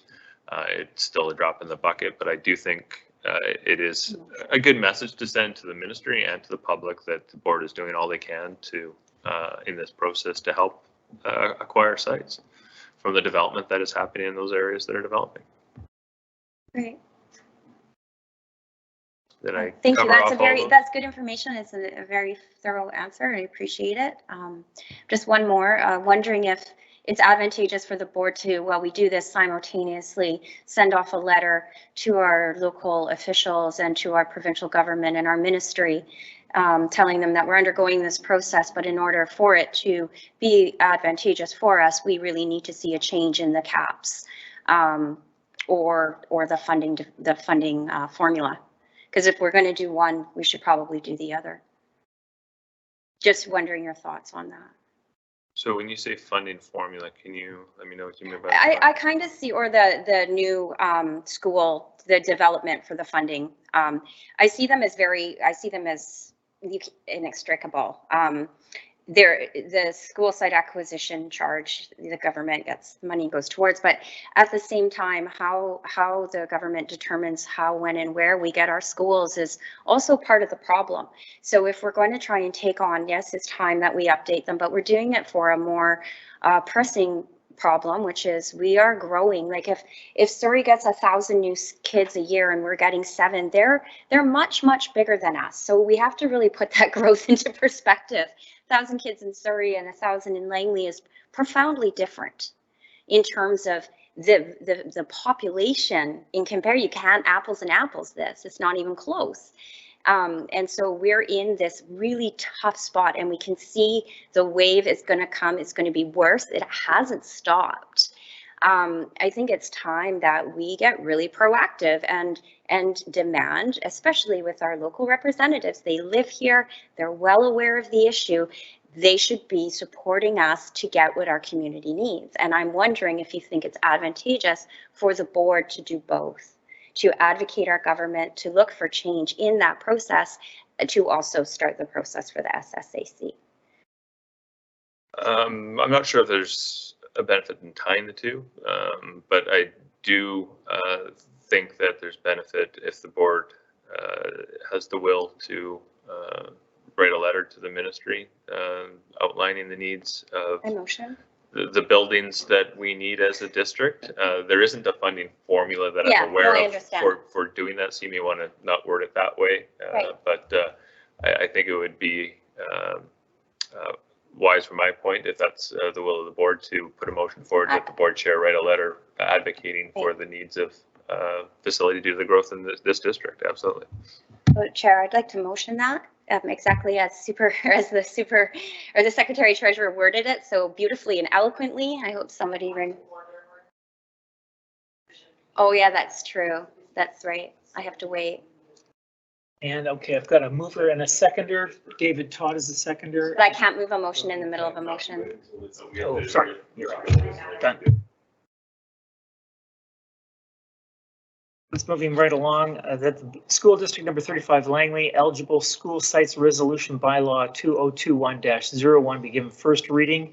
All those in favor? And it's unanimous. And on to the next one. I need a mover and seconder that the school district number 35 eligible school sites resolution bylaw 2021-01 be given second reading. David Todd and Marnie Wilson. David Todd, Marnie Wilson. Okay. All those in favor, please. And it is unanimous again. Thank you very much. On to the third one. I need a mover and a seconder that the Board of Education of School District number 35 Langley approves having all three readings of the eligible school sites resolution bylaw 2021-01 as presented. And moved by Trustee Coburn and seconded by Charlie Fox. And all those in favor?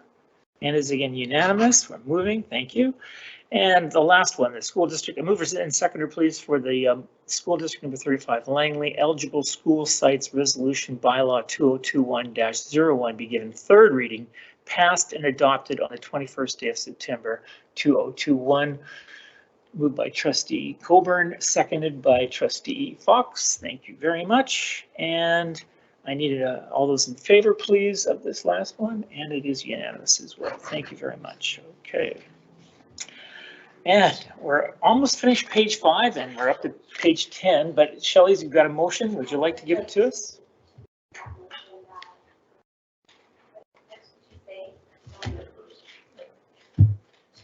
May I address? Sure. Yes. Go ahead. Thank you, Susan Perot, for getting down what I had said. So the motion that I think Trustee Coburn is planning to make is the Board of Education write the Ministry of Education to advocate for the need of facilities in the Langley School District.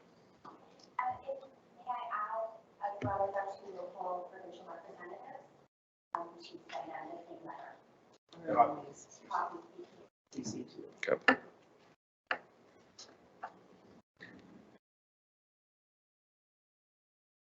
So we have it moved by Me. And yeah. Coburn, Yeah. seconded by David Todd.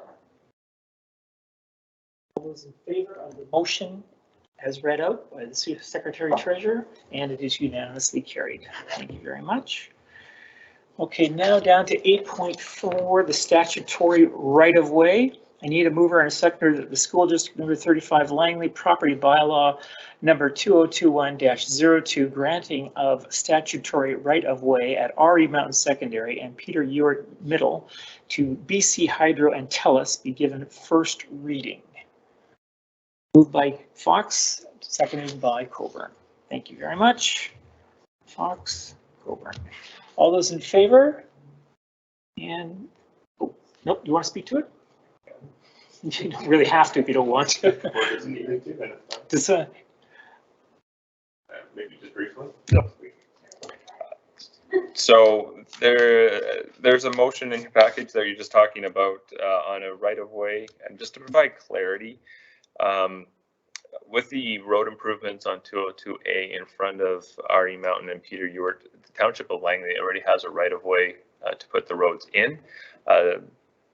Hydro and Telus require a right-of-way on the same area, so it's exact same right-of-way as township. For them to put their equipment and lines under the road, their poles and all those kind of things, they just need access to that. Township has the first right of refusal on the right-of-way. Township is totally fine with us granting this, so this is just before you so that they can do so. To avoid the delay, staff have actually allowed them to put these things in already, so that the roads would be done and not delayed for the September startup. Thank you, Secretary Treasurer. I need to get all those in favor now. And it is unanimously carried. Thank you. Moving on to page 6. Thank you. I need a mover and seconder for the same bylaw, the school district number 35 Langley property bylaw number 2021-02, granting of statutory right-of-way at RE Mountain Secondary and Peter Ewart Middle to BC Hydro and Telus be given second reading. Moved by Trustee Todd and seconded by Trustee Coburn. Okay, and all those in favor? And it is unanimously carried. Thank you. On to the next one. I need a mover and seconder that the Board of Education of School District number 35 approves having all 3 readings of the property bylaw number 2021-02, granting of statutory right-of-way at RE Mountain Secondary and Peter Ewart Middle to BC Hydro and Telus at tonight's meeting. All those, I need a mover and seconder, so moved by Trustee Coburn and seconded by Trustee Perot. Thank you. All those in favor? And it is carried unanimously. Okay, and this is the last one. Mover and seconder that the school district number 35 Langley property bylaw number 2021-02, granting of statutory right-of-way at RE Mountain Secondary and Peter Ewart Middle to BC Hydro and Telus be given third reading, passed and adopted on the 21st day of September 2021. I need a mover, and this is by Trustee Wilson and seconded by Trustee Fox. And all those in favor, please. And it is carried unanimously. Thank you very much. Now we're going on to audit, and I'm going to move this section over to the chair of the Audit Committee, and he will lead us through this next plethora of motions. And so on to Trustee Fox at this point, sir. Thank you, Chair Ross. If I could just preface these multitude of motions, just to say that the Audit Committee did meet with the auditors, and we had a very productive meeting, very efficient, and I think a very positive meeting with them. They were very pleased with the manner in which our staff have participated in the audit process and the outcome of the audit, which I think is a really positive endorsement of our staff that work in that area under Mr. Secretary Treasurer Isley. So thank you very much to you and your staff as extended from the Audit Committee, and I'm sure from all of the trustees. So we have a whole series of motions here, and we have to move and second them all. We did this at the committee, but we need to do this as part of the bigger picture trustees. So under item 9.1, which is the approval of the audited 2021-2022 financial statements, the motion is that the Board of Education of School District number 35 Langley approves the 2020-2021 audited financial statements and requests staff to submit them to the Ministry of Education. Is there a mover? Trustee Todd, and seconded by Trustee Perot. Call the question. All those in favor? Carried. Unanimous. If I could, Chair Ross, move on to 9.2. Okay, this is involving the financial statement discussion and analysis. That the Board of Education of School District number 35 Langley approves the financial statement discussion and analysis, the FSD&A, with the 2020-2021 financial statements that will be brought to the September 21st, 2021 regular board meeting for approval. Do I have a mover? Trustee Wilson, and seconded by Board Chair Ross. Any questions, discussion? Call the question. All those in favor? Carried. Thank you. Moving along then at with your approval to 9.3, thank you. Surplus restrictions. That the Board of Education of School District number 35 Langley approves the internally restricted surplus of $4 million for the internally restricted, in brackets, appropriated by the board as described in note 12 of the 2020-2021 audited financial statements. Do I have a mover? Trustee Perot, seconder, Trustee Coburn. Any discussion, questions? Call the question. All those in favor? Carried. Next motion, that the Board of Education of School District number 35, Langley, approves the internally restricted surplus of $2,500,702 to balance future budgets as described in note 12 of the 2020-2021 audited financial statements. Do I have a mover? Trustee Wilson, seconded by Trustee Coburn. Any questions or discussion? Seeing none, all those in favor? Carried unanimously. Moving along, that the Board of Education of School District number 35 Langley approves the internally restricted surplus of $107,804 for infrastructure replacement as described in note 12 of the 2020-2021 audited financial statements. Moved by Trustee or Board Chair Ross and seconded by Trustee Perot. Any discussion? You have a question? Nope. Okay. All those in favor? You are, yeah, okay, thank you. Carried unanimously. All right. That the Board of Education of School District number 35 Langley approves the internally restricted surplus of $500,000 for student capacity needs as described in note 12 of the 2020-2021 audited financial statements. Do I have a mover, please? Trustee Perot, seconded Trustee Coburn. Questions or discussion? Seeing none, all those in favor? Carried unanimously. Yes, we went through this at the Audit Committee.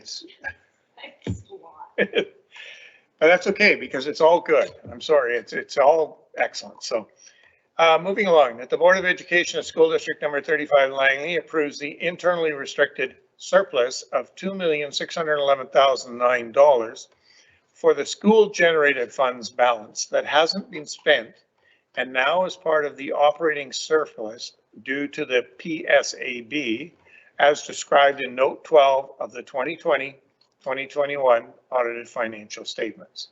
Do I have a mover? Trustee Ross, seconded by Trustee Ward. Any discussions, questions? Seeing none, all those in favor? Carried unanimously. The Board of Education of School District number 35 approves the internally restricted school operating fund surpluses of $412,882 from the 2020-2021 from 2020-2021 to be carried forward to the 2022. Okay, I'm going to stop right there. Question to Secretary Treasurer Isley. Is it goes into, okay, I'm mistaken. It's the 2021-2022 for schools. That's this year, as described in note 12 of the 2020-2021 audited financial statements. Thank you. I got it. Do I have a mover? Trustee Ross, Trustee Wilson. All those, sorry, questions, discussion, all those in favor? Carried unanimously. Getting numbers mixed up in years. That the Board of Education of School District number 35 Langley approves the internally restricted surplus of $135,026 for Indigenous education as described in note 12 of the 2020-2021 audited financial statement. Moved Trustee Perot, seconded Trustee Ross. Any questions or discussion? Seeing none, all in favor? Carried unanimously. That the Board of Education of School District number 35 Langley approves the internally restricted surplus of $1,305,421 for commitments for the 2020-2021 as described in note 12 of the 2020-2021 audited financial statements. Trustee Ross, Moves. Is there a seconder? Trustee Ward. Okay. Any discussion or questions? All those in favor? Carried. Oh my goodness, we've still got a few to go here. Okay, that the Board of Education of School District number 35 Langley approves the internally restricted surplus of $678,679 for COVID-19 contingency as described in Note 12 of the 2020-2021 audited financial statements. Is there a mover? Trustee Ross, Trustee Todd seconds. Any questions or discussions? Seeing none, all those in favor? Motion's carried. The Board of Education of School District number 35 approves the internally restricted surplus of $500,000 for classroom furniture as described in Note 12 of the 2020-2021 audited financial statements. Moved Trustee Ross, seconded Trustee Wilson. Any discussion, questions? Seeing none, all those in favor? Carried. The Board of Education of School District number 35 Langley approves the internally restricted surplus of $500,000 for projector replacements as described in Note 12 of the 2020-2021 audited financial statements. Moved Trustee Ross, seconded Trustee Wilson. All those, any discussion? Seeing none, all those in favor? Carried unanimously. That the Board of Education of School District number 35 Langley approves the internally restricted surplus of $641,977 for holdback funds from 2020-21 for learning loss as described in Note 12 of the 2020-2021 audited financial statements. Moved Trustee Ross, seconded Trustee Wilson. Any questions, discussion? Seeing none, all those in favor? Carried unanimously. Well, thank you. So with your permission, I'll move to 9.4, and interestingly enough, my computer just, there we go. That the Board of Education for School District number 35 Langley approves a transfer of $716,365 from the Special Purpose Fund and $3,834,713 from the Operating Fund to the Capital Fund as described in Note 13 of the 2020-2021 audited financial statements. Do we have a mover? Trustee Ross, seconded Trustee Coburn. Any questions or discussion? Seeing none, all those in favor? Thank you very much, and I'll turn the reading lesson back to Chair Ross. Oh, goodness, and it's 9 o'clock and the meeting's over. Oh, I understand there's some new business here, so I know that Trustee Wilson has asked that we bring the board standing rules here, so would you like to move your motion at this point, please, and see if you can get a seconder? Great, thank you so much. I would like to move that the Langley Board of Education eliminate the board standing rules that were adopted at the October 20th, 2020 regular meeting of the board. Okay, so it's moved by you and then seconded by Coburn. Okay. Go ahead. Is there any discussion on this? Would you like to give us some background? Okay. Oh, there I am. Okay, great. Just a little background. I believe strongly that when a policy, procedure, or rule is not followed or adhered to, good practice is to either enforce it, remove it, or amend it. Since these rules have been broken at every single regular board meeting since they were created, I believe the best course of action is to remove them. I pointed out numerous examples of times the rules have been broken and encouraged you all to watch previous meetings for trustee comments to see for yourselves.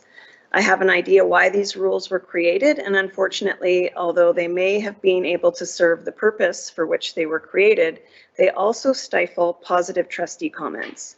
I believe that this board has the maturity to govern ourselves by the School Act, the policies of the board, and Robert's rules without adding another layer of governance that is superseded by all of the other forms of governance. We can't have rules and then only apply them when they serve our individual purpose. If we have rules, we must enforce them. Here's an example that we should all be able to relate to since we work in the school system. When a teacher has a rule in their class, such as no chewing gum allowed, they can't say, well, it's okay for Timmy to chew gum because he keeps his mouth closed and doesn't blow bubbles, but then enforce the rule when Sally chews gum because she is a loud chewer. A rule is a rule, and you either apply it or you don't. And if you don't, which has been the case for this board, then you shouldn't have it as a rule.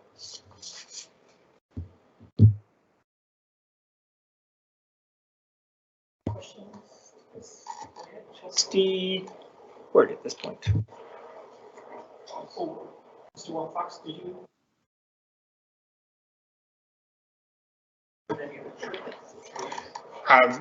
Thank you, Chair Ross. I'm not familiar with the history of this particular situation and the particular reason why the original October 20th, 2020 changes were made, but I appreciate Trustee Wilson bringing this forward.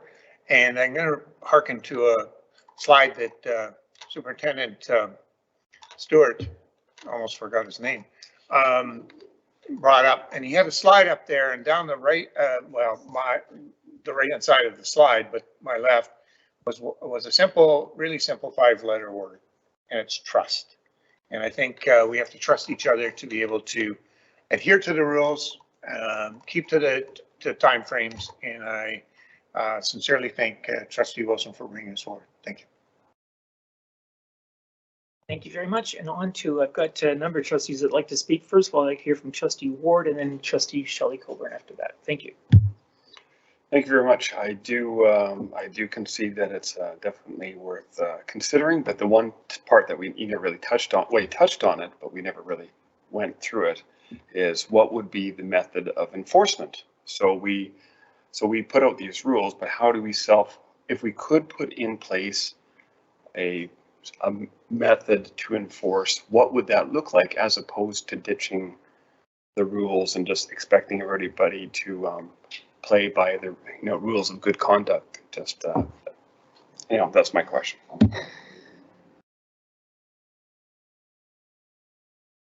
Is that I think so. here? Okay. So yeah, that's exactly my point, is we have no mechanism to enforce them because it's our job in governance to govern. So there is nobody above us, and therefore the chair keeps order in a meeting. And so it would be up to the chair, I guess, if we were going to enforce these rules, but also the chair at any time makes sure that there's good decorum going on in a meeting. So that ultimately falls on the chair, but we have had no mechanism for enforcing them, and that's why I feel like unless we can come up with one, we should remove them. Thank you. Go ahead, Trustee Coburn. I think you're next. Yeah, so I support this because I think they were a joke, and that's all I'm going to say about that.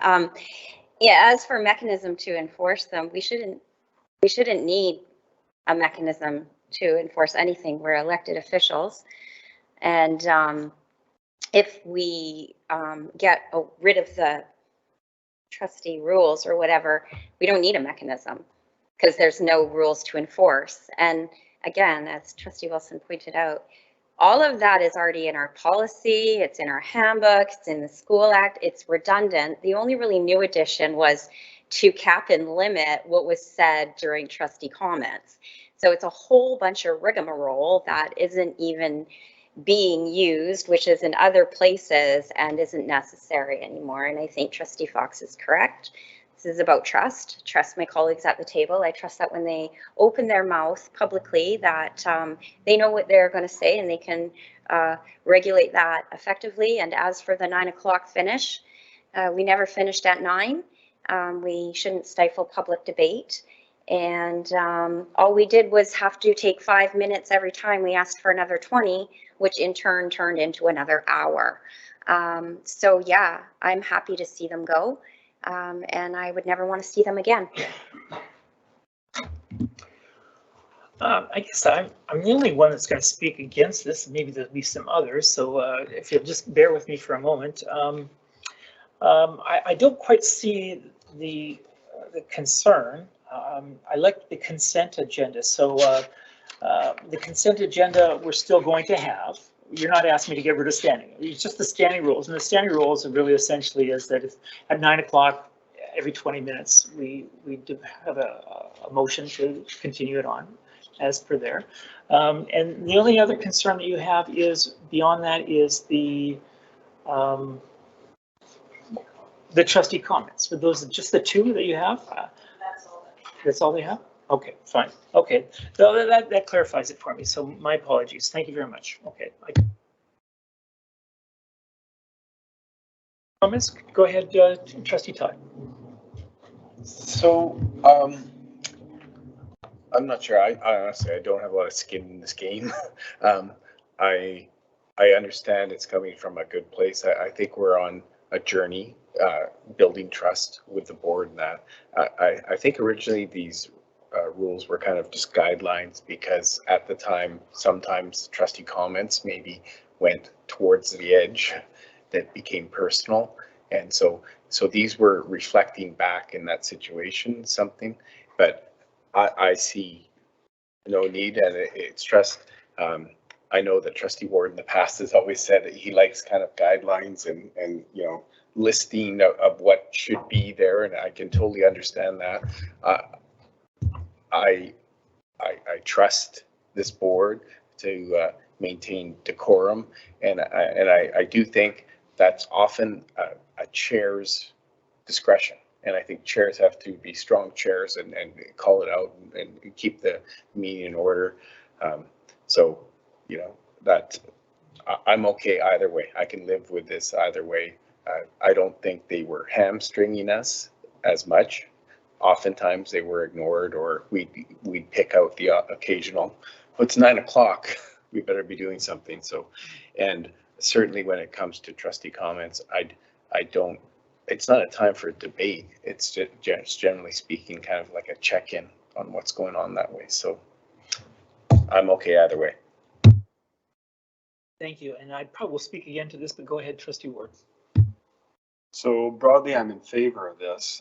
The one thing that you just mentioned there, Trustee Todd mentioned, is about it's up to the chair to be strong and to call something out. So what would be the nature of the thing that would be called out? So what is the behavior that we are going to be calling out in the absence of the rule, regardless of whether we have the rule or not? What is this?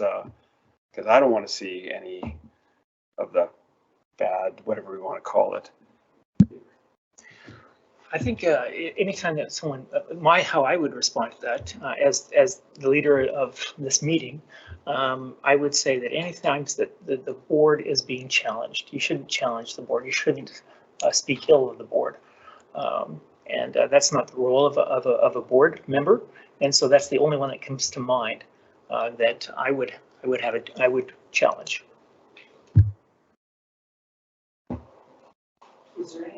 Is there any other discussion? Okay, shall we call the question then? Yeah, call the question. That's what I want. Okay, let's call the question then. All those in favor of the motion? Okay, it's carried unanimously.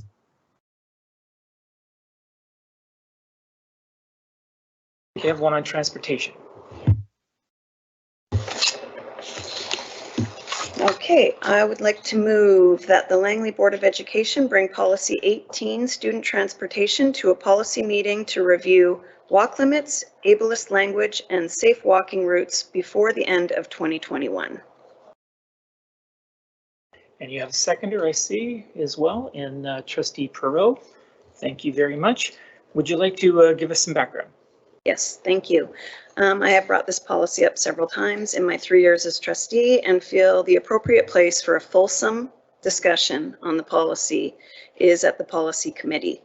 We have heard from parents repeatedly about this policy, and although there may be significant costs involved in changing it, we will not know these costs or any other implications of changing it until we create room to discuss it in its entirety.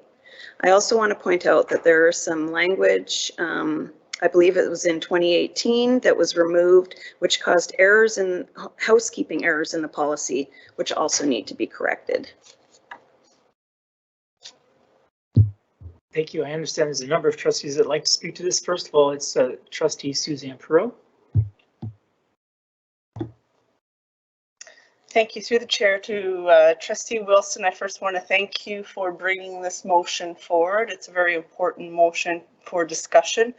And most importantly, so that we are doing exactly what you said, creating room for discussion and growth. We have growing edges that that will benefit our district and our students. And when we come forward simply for discussion to just go through those discerning processes, especially when it impacts conversations around inclusion, diversity, racism, we need to be really mindful and cognizant of where we're going and where that journey leads us to. When we are definitely on this incredible journey in this district, and we're doing a fantastic job, and this is just one of those pieces to have a conversation about. So I thank you and I support this motion.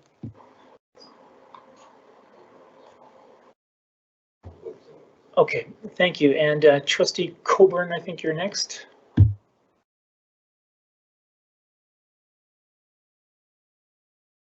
Thank you, Trustee Wilson, for sending this motion exactly where it belongs. It does belong in policy for a conversation, at which point, if it ever becomes ready, it would come back to the board. So I appreciate that because it will be where it gets its due time.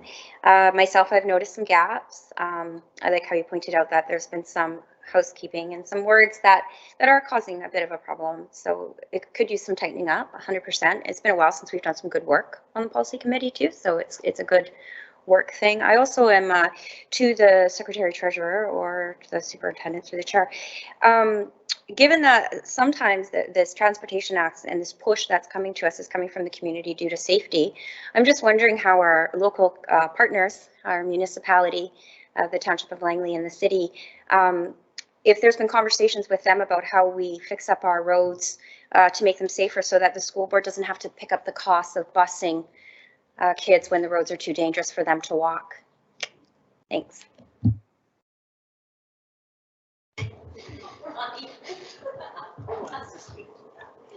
I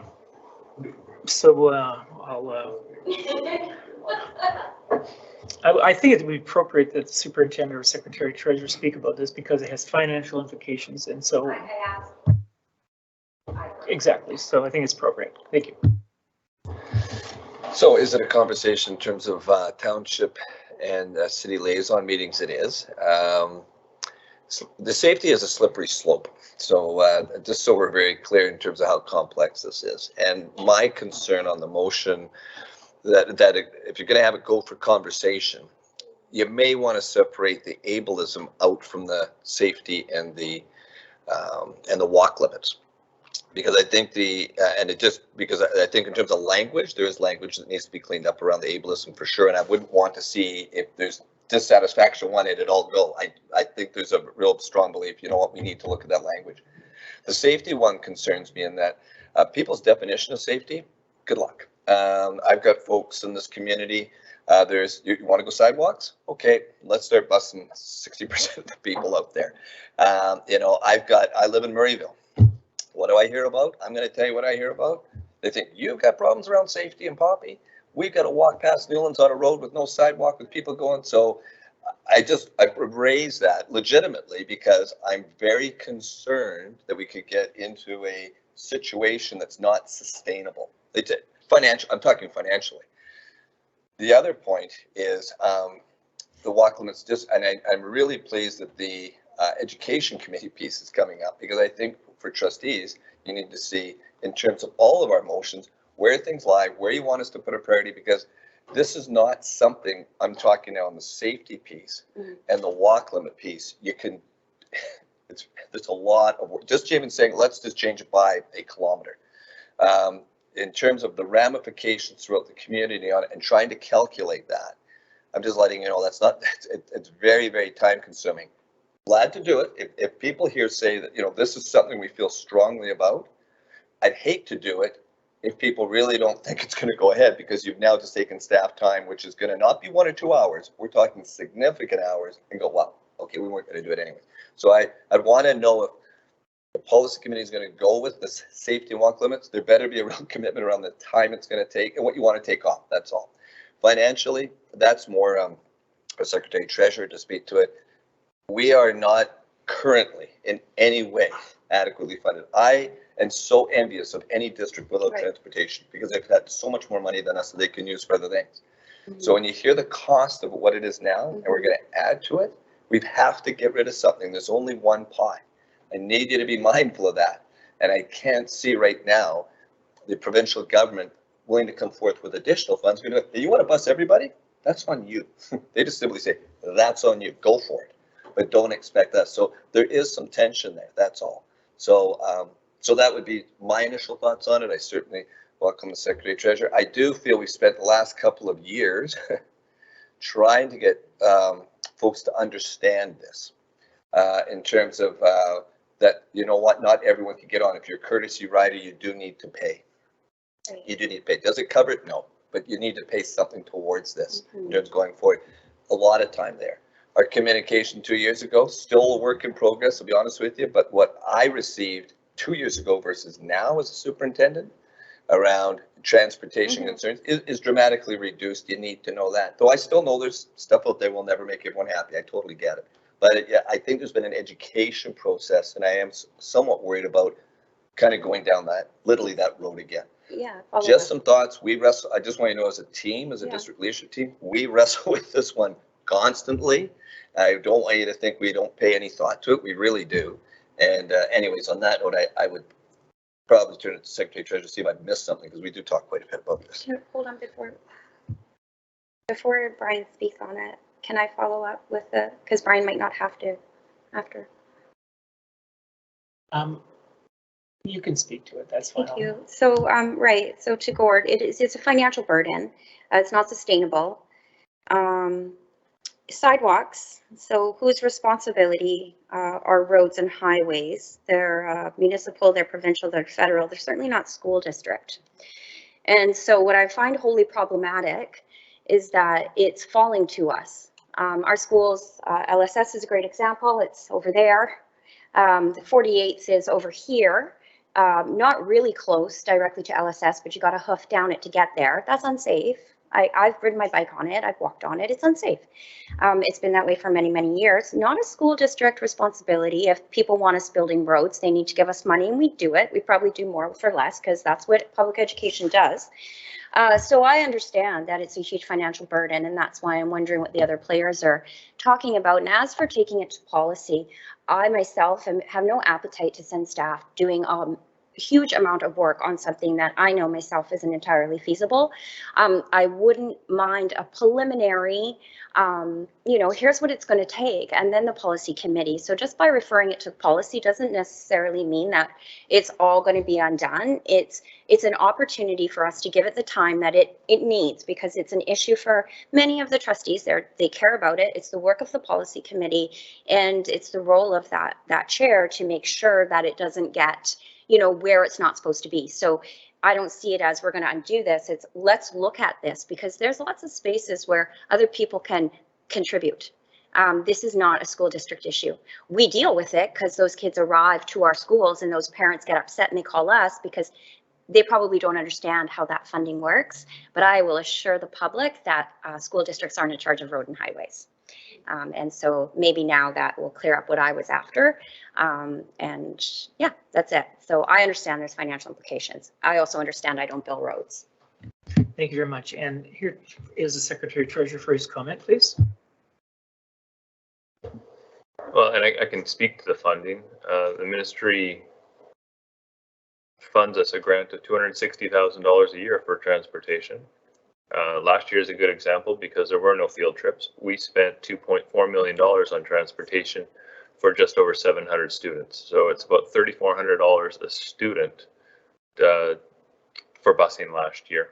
When you consider that we get $7,600 a student in funding, it is obviously not a sustainable thing to exponentially grow that program, obviously. So the concern I have on a motion like this, in addition to the staff time, because we have talked to staff, and it would be several months worth of work just to calculate costs on these things, plus the infrastructure costs of additional buses. So that is a concern that I have when I see a motion like this, when we talk about looking at walk limits and safety. And like the superintendent said, there's some stuff in here, obviously, that can be tweaked in that, but I do have concerns when that, the way I see the motion being read. And got a couple of trustees that would like to speak to this, Tony Ward, then David Todd. Thank you very much. I just want to echo the comments from our staff here. Immediately when I read it, I do appreciate the language consideration, and I think that makes sense for us to overview all that for sure. And it definitely makes sense as far as the content and the constraints that are offered from that lens, the financial lens. I think that is the purview of staff. We can look into it, and we want to know about it. But at first blush, I can't support it for that reason. Although the other side of me says, maybe if we do reach in, then we know, and we still all understand the constraints, and staff are there with us. So then where I'm at is the consideration of time with staff educating us and saying, no, we can't go that far. This is why we already have what we have. And we end up at the same place that we started off. So I've got two sides of me saying, yes, let's do it. And the other side, no. But I definitely will agree with the language consideration. So I am torn. I'm open for somebody to convince me. Charlie Fox is next. Go ahead, and then I'd like to speak. And David Todd is next. Sorry, and then Charlie. Then I'd like to speak. My apologies. Thank you. It's okay. Thank you, Chair. Thank you, Superintendent, and thank you as well to the mover for this motion. Yeah, hopefully I'll convince you because I understand our concerns, and I know there are real and evident and pressing safety concerns in the township, especially in certain areas.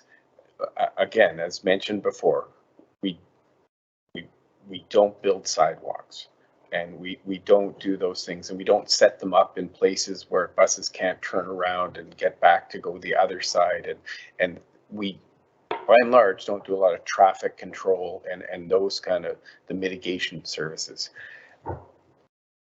I, as a trustee, could never vote to take $1 from education in the classroom and spend it on busing. I cannot do that. And therefore, I do not want the conversation of walk limits. We built the budget for next year, and we're now asking staff to consider looking at that and tweaking a few things around that budget. And that was my concern around this originally, because I do not see us spending more money in a bottomless pit of busing costs.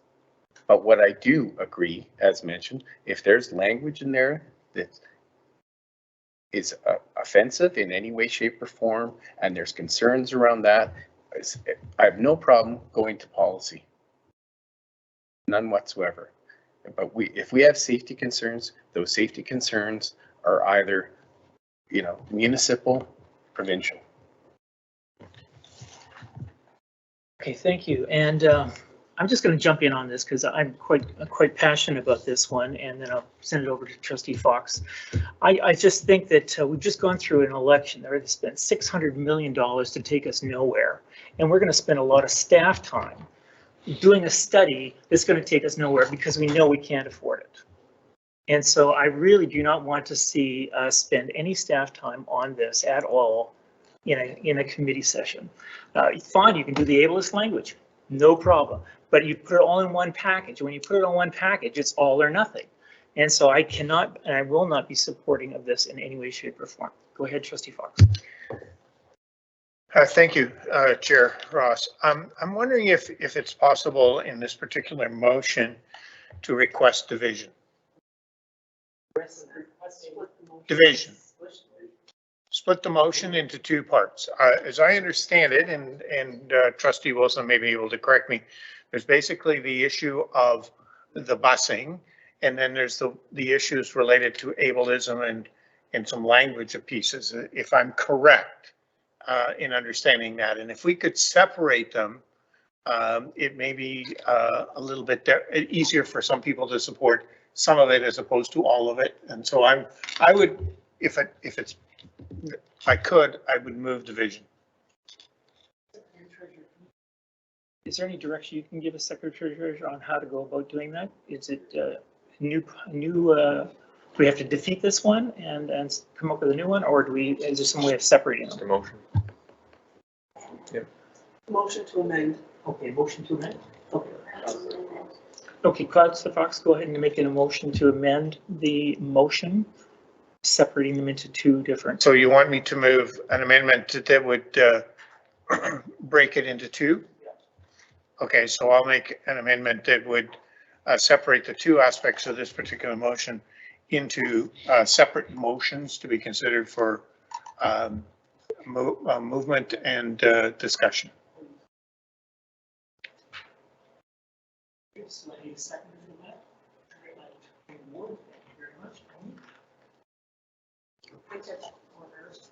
Okay, you have an order? Yeah. Okay, what's your issue? Go ahead. Go ahead.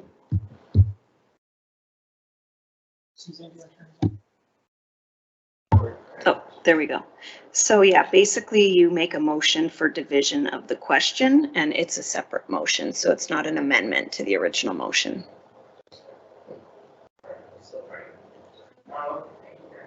Okay, so we have to clarify the Secretary Treasurer. Do we just? So you need a motion, which I think Trustee Fox is putting on the floor to split the motion. And then you need a second, and you need to vote on that motion to split the motion. Okay, very good. All right. So it's on the floor. There, seconder as well. So it's on the floor right now to a motion to divide them, and then we're going to vote on that. Yes. Okay. All right. So is there any discussion on the motion to divide? Yes, I have some discussion. Yes, go ahead. Marnie Wilson, please. Trustee. I don't think I'm on, but I might be on. Oh, there I'm on. Okay, great. So I am opposed to dividing the motion because the motion in no way speaks to what everybody's saying that it's speaking to. So I'm just wondering if people got lost in what the motion was. There was no talk of having staff spend a second. There was no talk of all of these financial burdens. There was a motion to review these items, which might come out with the policy committee saying something like, can we send a letter to the township and ask about the sidewalks? Like, I don't know why this got construed into some big spending, time consuming. The motion in no way says any of that. So if we're going to review a motion and policy, review a policy, we look at the whole policy when we bring it to policy committee. So saying that we're going to look at the housekeeping and look at ableist language and not look at the whole policy is, to me, just not even an accurate thing that comes up in policy. The policy committee will decide if they want time spent on this, and the board will, in the end, vote on that. I can't see the policy committee coming to that conclusion after all of this discussion, but I'm not sure why we would separate out those other pieces. When the policy comes, it will be discussed as a policy. So separating it out and saying we're going to talk about a couple of the things is not going to happen in the policy meeting. Thank you. And I've got other speakers to this as well. I've got Trustee Coburn and then Trustee Todd. I'd just like to call the question. I think Trustee Wilson did a beautiful job of explaining her motion. That's exactly how I took it. I think we all have our positions on this, and I think it's just time we call the question, and that's it. Okay, so we're going to have a vote to call the question. All those in favor of calling the question at this point?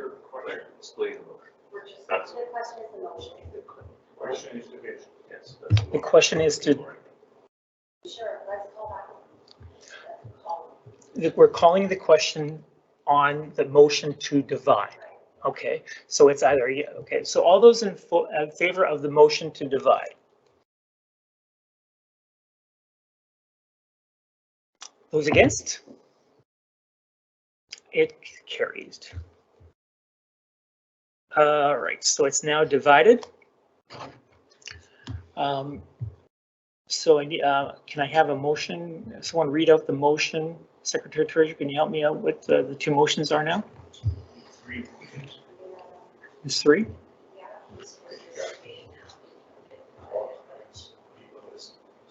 Okay, yeah, okay, good. All right, let's split them up that way.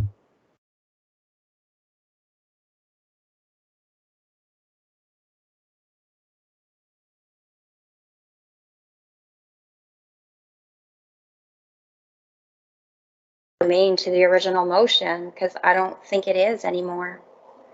I think it's turned into an entirely different intention and motion. I disagree. There's three opponents. Instead of having, it's a trinity, it's just been split up.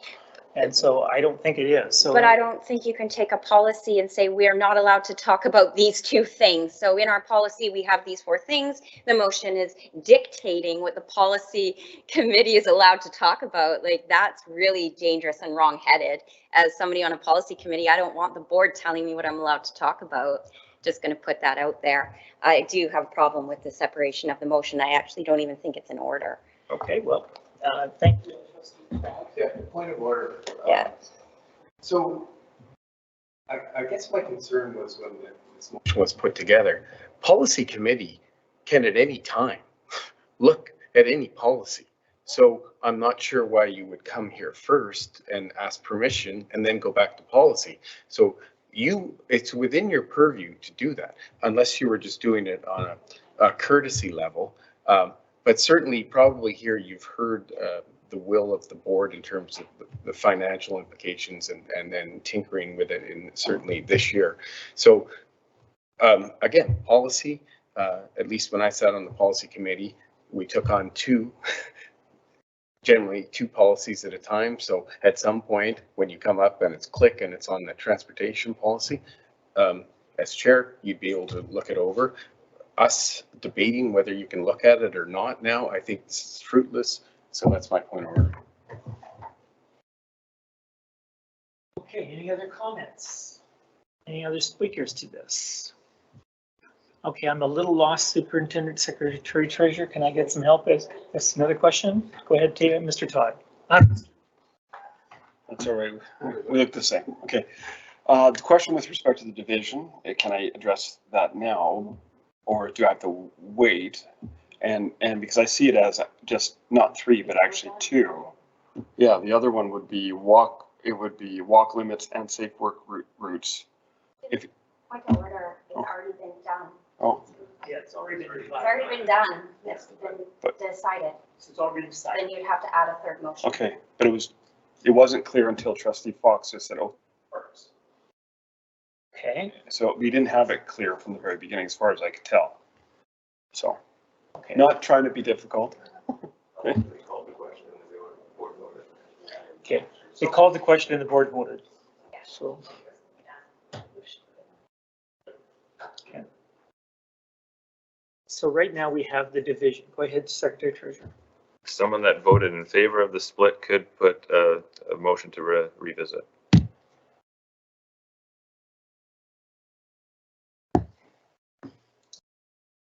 Mr. Ward, you have the floor. Go ahead. Yeah, motion to revisit just for clarity, to make it to simple, straightforward language and the safety element, which includes walk limits because it's part of the purview of safety or the umbrella of safety. Okay.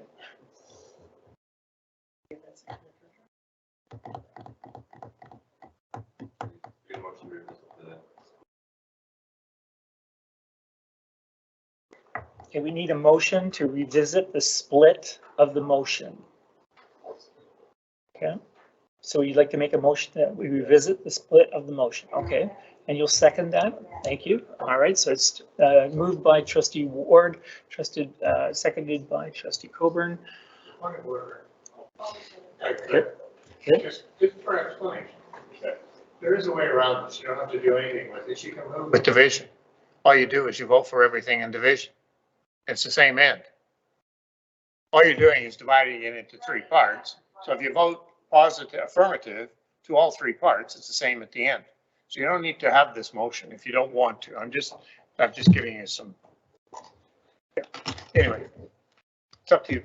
You've got a motion on the floor right now. Okay, go ahead. I'm happy to. And that goes. With more wisdom, thank you.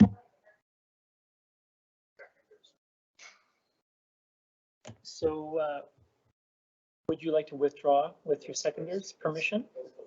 Would you like to withdraw? Seconder, do you have permission to withdraw? Let's get it gone. Let's call the question and move on. Okay, so all those in favor of rescinding that? It moves unanimously. Back to the original. So go ahead, Back to division. go back to division. That's what we've got. We've agreed to that. Okay. Okay, so the Board of Education bring policy, student transportation to a policy meeting to review 1, walk limits. All those in favor of bringing to policy walk limits? All those in favor?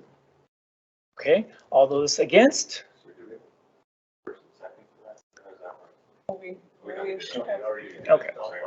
Questions to it. Okay, so the motion fails.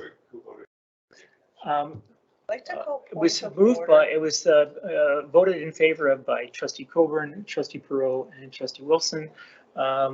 Trustee Ross, can I call point of order? Trustee Todd was correct that we don't need a motion to discuss a policy in policy. So the motion is out of order. The intent behind Trustee Wilson's motion is that the discussion has come up several times over the course of our term and has not had an opportunity to be addressed. And so I think the heart of the intention of the motion needs to be looked at, which is supporting this policy to be properly evaluated according to the content which Trustee Wilson is presenting in policy. We don't need a motion to do it. We're looking for transparency that's going to get done versus having it on the agenda and it not moving forward. So the motion to split and do these things, they're out of order. Okay, I thank you for your comments. Is there any other comments? Yes. Yes, go ahead.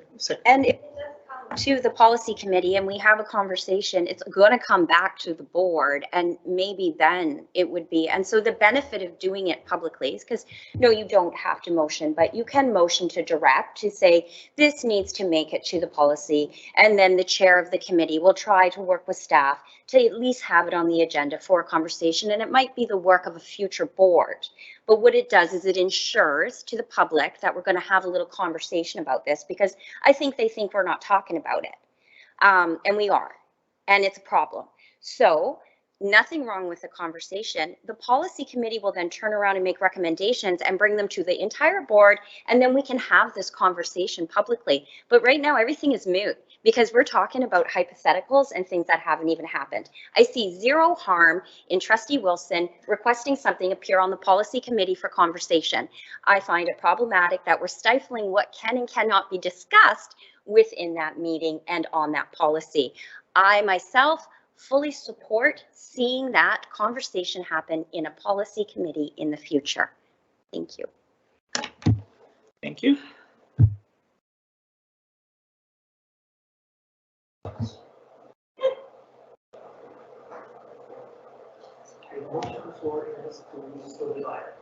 Yeah, you gotta go to number 2. Sorry? Ableist language. Oh, did we vote on? Oh, we did. Yeah, we got voted down. Okay.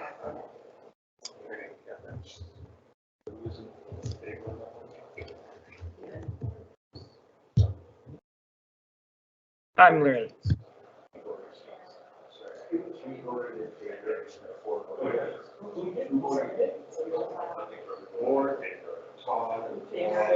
One, two, three. The boys.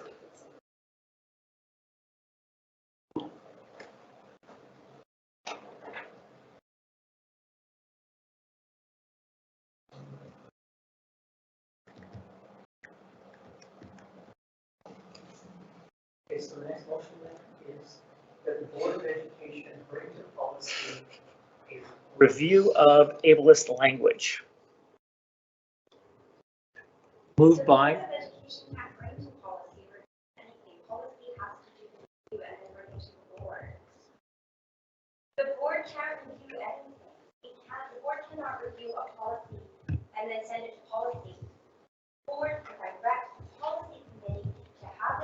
agenda at a policy meeting before the end of the year.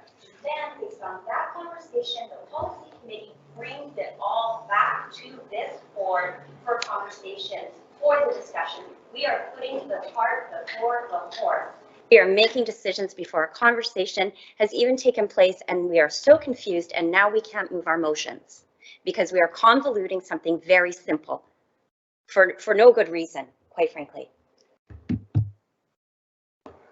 Well, I appreciate your comments, but Trustee Wilson brought this to us. We as a board have decided to. Hijack the intent of her motion. We're not hijacking it. We're just splitting it. All we have done is there's no hijacking. So comments. Okay, go ahead, Trustee Ward.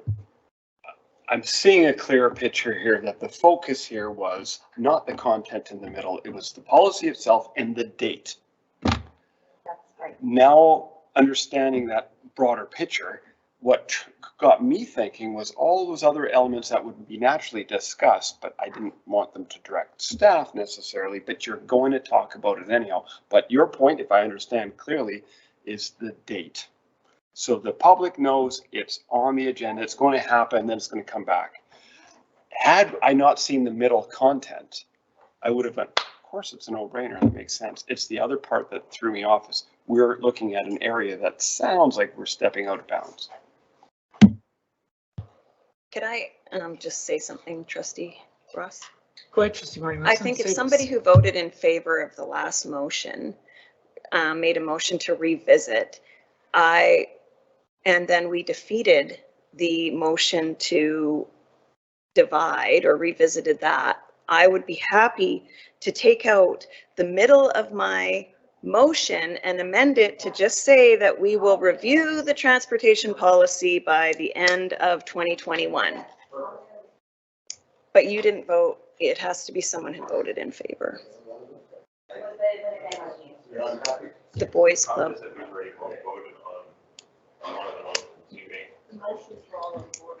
They're all out of order. My recommendation is that you do this one, vote it down, do the next one, vote it down, and then do another motion that does it cleanly, because you already have a motion that is approved. You'd have to go and make a mess of the mess that we made. No, we're going to do that. Okay. I just call the question on the second motion. Okay, the question has been called on the second one, which is that the Board of Education bring policy 18 student transportation on ableist language. All in favor? All those in favor? We're going to defeat it. All those in favor? All those opposed? Third one, that the Langley Board of Education bring policy 18 student transportation safe walking routes to policy committee meeting. I'd like to have someone move that, and moved by Colburn, seconded by Fox. All those in favor? All those opposed? Okay. Okay, we just need to vote. All right, so all those in favor and opposed? All those if No, it was done when you said opposed. All right, so it is opposed, finally. Thank you. It is defeated. All right. Trustee Mo, would you like to revisit your motion? So I just want to be clear, am I amending my original motion or am I making a new motion? I recommend you make a new motion. Yes.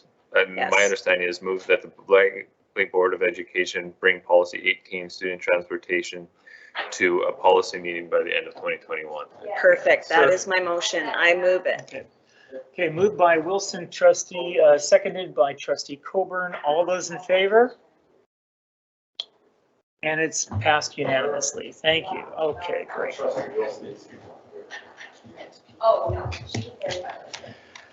Okay, and it's way past our 9 o'clock. We still have a number of things to go here. If we're going to go by our policy, we got rid of our policy. We got rid of that standing policy at the beginning of the meeting. That's Okay. going to go all night long.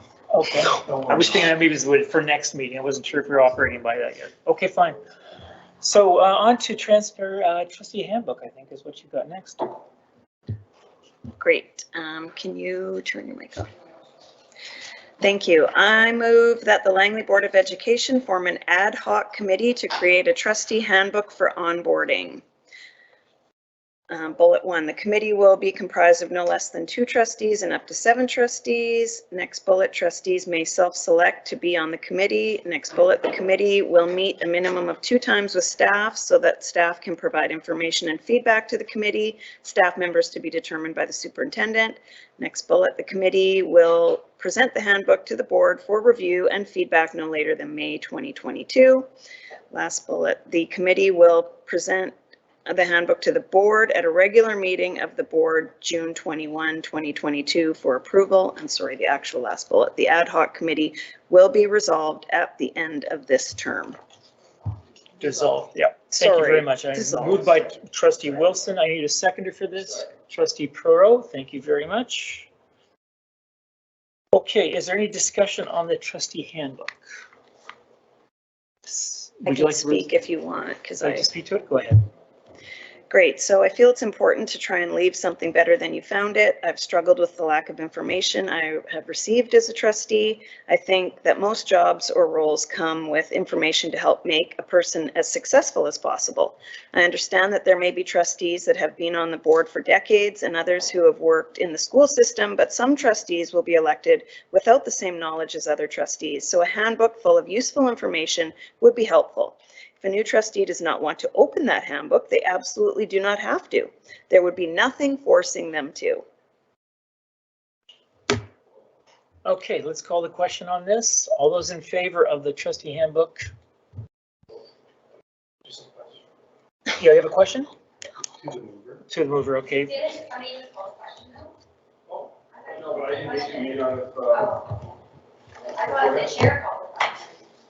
I did call the question. I'm sorry. Yeah, it's a little late. All right.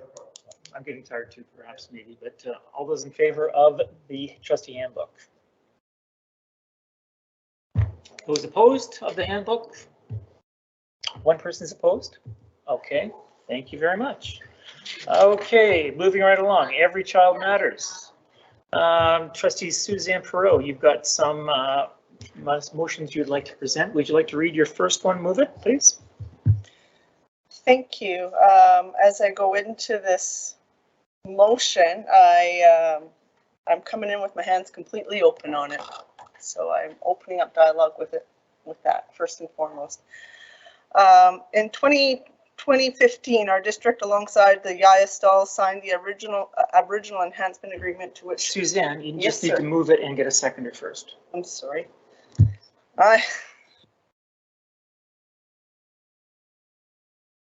Do that. All right, so I move 1, that the Langley School District purchase an Every Child's Matter flag to fly yearly on September 30th as an outward expression of our commitment to our community and most importantly our Indigenous community to whose territory we acknowledge and reside on. So I have moved by trustee Perot. Do I have a seconder, please? Trustee Coburn is a seconder. Okay, would you like to give some background?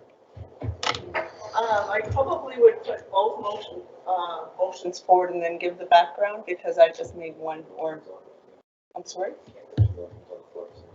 So I can do that. So I'll do this then. So in 2015, our district alongside the Yayastal signed the Original Enhancement Agreement to which at the time I was the DPAC president and called as a witness. As a witness, I was given 4 quarters by Donna Gabriel as we gathered in the Kwantlen Cultural Center log house. These quarters I carry with me as an ongoing reminder, my comings and goings of my commitment and reminding me of the same. On this day, I made my solid commitment to ensure that I was doing this work within myself and to the best that I can within my community. Now, working within the Langley School District, I want to commend and thank our leadership team, our staff who have done such an incredible job, both our Mikes, Mike Pugh and Mike Morgan, who have carried us and engaging us as a board and a community in a robust, transparent engagement on this critical journey as it relates to the Truth and Reconciliation Calls to Action number 62. which moves us to the key reasons why reconciliation is important. Education on culture and history, building stronger cultural relationships involving lessons from elders and Indigenous teachers, thereby building understanding, empathy, and respect. As a collective, we need to pursue with a good heart and spirit towards this healing of our path towards truth and reconciliation, engaging purposely in this hard work. The Langley School District is doing a wonderful job on this pathway for our students in accordance to our call to action, number 62. However, we still have hard work to do, and the path has only begun towards reconciling the future and addressing our colonial structures from within. Today, I'm bringing two motions forward to continue speaking about the pathways as we approach September 30th, National Day for Truth and Reconciliation. We've only begun to wrestle with the cultural genocide that has transpired on this land with the acknowledgement of 6,128 babies recovered. We've only just begun. Therefore, I'm calling us to further strengthen our collaborative partnership, acknowledging that education is the great equalizer in this journey for every one of us. Thank you, and there's a number of people that'd like to speak. I'd like to speak to it as well, but we'll start with Charlie Fox. Thank you. Thank you, and thank you for the motion. I just wanted to, through you, Board Chair Ross, to Trustee Perot. September 30th is not a day of school. We should actually, I feel, and I'm asking you a question, should we not fly it on the 29th when the students are there and we're actually, as Mr. Pugh alluded to, that's the day that that schools are actually recognizing Orange Shirt Day and so on and so forth. So that would be my first. I'm willing to make an amendment, but that we fly the flag yearly on September 30th or the day that schools recognize Orange Shirt Day. That would be my amendment if that would, but the second thing is, and we can get back to that in a second, but the second thing is what's the cost of these flags? Not that it's a problem, because I think we just made a motion in the Audit Committee that we've got money in the reserve, but do we know? I mean, do they come from the flag shop? Where do they come from? They're only a couple hundred. I know they're not very expensive at all. Shirt.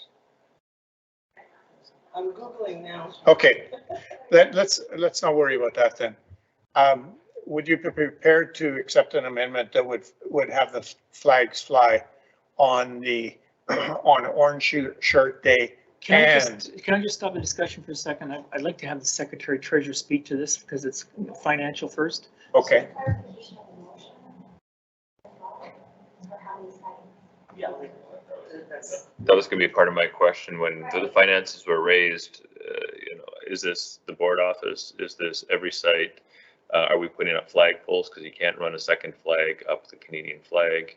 So I have staff very needing clarification as to what exactly this motion entails.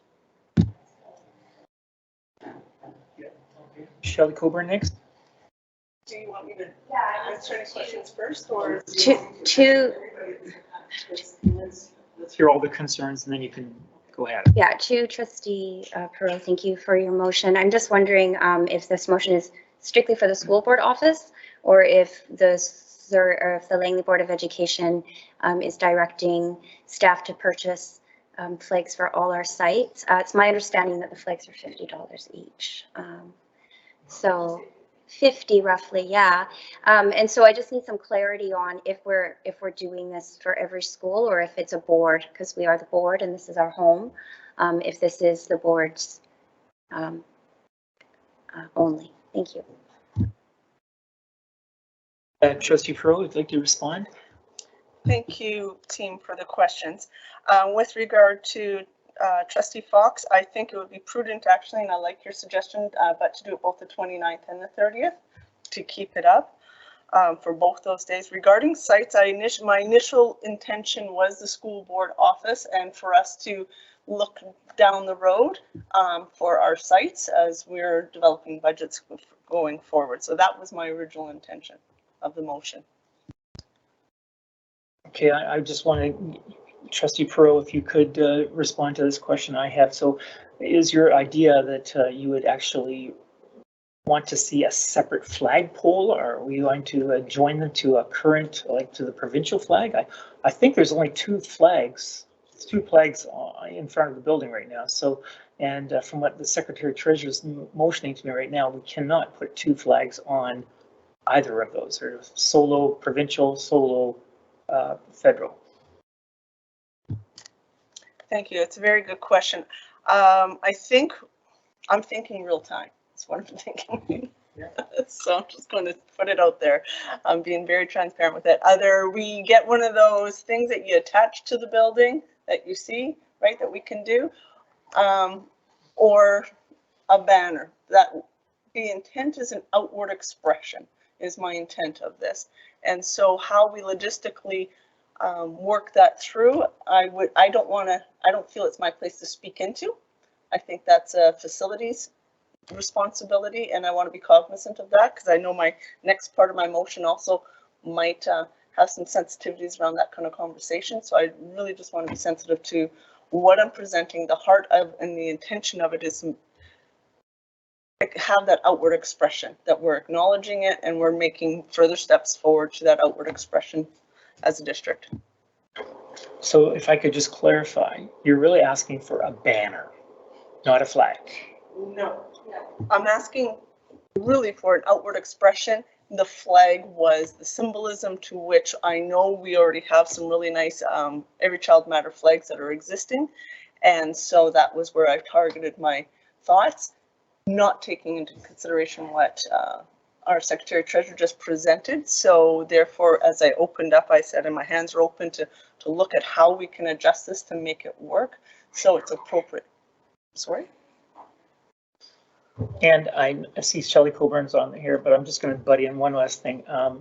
Have you had a discussion with the ISTOL on this? I'm fearful that we are going to be seen as colonialists, telling them, having their, you know, I don't want them to look negatively on this. I think it should go to the committee, and then this is an idea we have. What do you guys think? I have not had a conversation with the ISTOL because we have not had a meeting yet this year.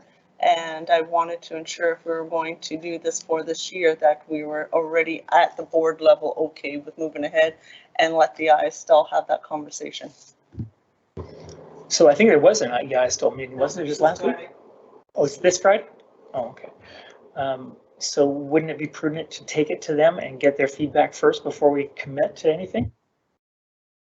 I don't think I want to be really cognizant of what I'm going to say here. Taking it to the ISTOL and saying, how can I articulate this? Us wearing our orange shirt as an outward expression today, we don't need to take to the ISTOL committee to say we're committing to this. And therefore, I don't believe the ISTOL would be, and I can't speak on behalf of them, but I don't believe they would be offended by this discussion that we're having here today, and then having it go forward and say, this is what the discussion was, and this is what our district's ready to do with your support. I would like to make an amendment that it go to the ISTOL this Friday for a discussion with them before we proceed. So I will make a motion that we defer this to the ISTOL for their input this week. Do I have a seconder? Yes. Okay, you have a seconder? You second? No, Okay. I'm not seconding. I was on the speaker's list before Okay, you well, if motioned. there's no seconder, it dies, so. No, it's not time. No. Okay, I see some other people. So the first thing I'd like to, it's an important step in reconciliation that we make decisions on our own and bear the consequences if there are any. And to put it on a group of people and say, please give us permission in case we're wrong, we can turn around and say we didn't know any better. As a board, I'm confident that I can stand behind the decision to support this move of reconciliation. This board has made a commitment. This is my work. This is my work. It's my risk to take as a public elected official to say, yeah, I'm going to support this. And if I'm wrong, then educate me, because that's indigenizing education. That's how we learn. So if we don't take a risk, and then how do we teach our children to learn? So when you're a child, you make a mistake. Oh, you're learning when you're an adult. And then we transfer that decision-making process to a group of people that is not for them to make this decision for us. So I'd like to really just point out how opposed I am to going to get permission for something that we should do. And we can say, we support this and we're going to do it. And we're confident because of everything you've taught us and everything we've learned that this is the right way. Second thing, I'd like to, if it's okay, if you would consider adding to your motion that we get our stuff from the Orange Shirt Society. There's so many places trying to make a buck.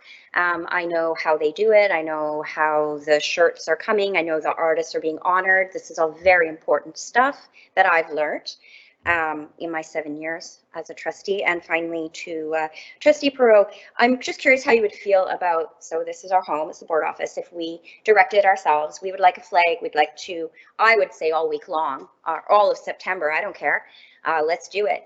I think that it would be a good gesture to the schools and to respect some autonomy to, yeah, maybe a banner, and we encourage you. For me, as a trustee, as a board member, I would love to see it at my home. This is a statement that I'm happy to make. I don't know if I want to put that on schools and administrators. I would say that the board could support that endeavor for banners or flags across school sites in the district. Thank you for bringing this forward. I think it's long overdue, and I'm happy to support it. Sorry, Trustee Ward, go ahead.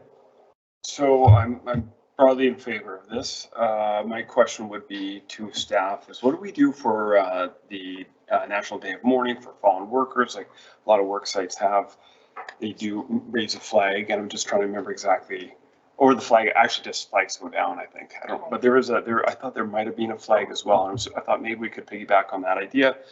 The other thing that I would offer is that in the absence of having another flagpole, offering something that is dedicated for this purpose, like a telescoping flagpole that we could do and install it for these day two or whatever we decide and I would support it at the board office in particular, not necessarily at school sites, like you said, it's on there. So that's where I would support it, I think. Yeah.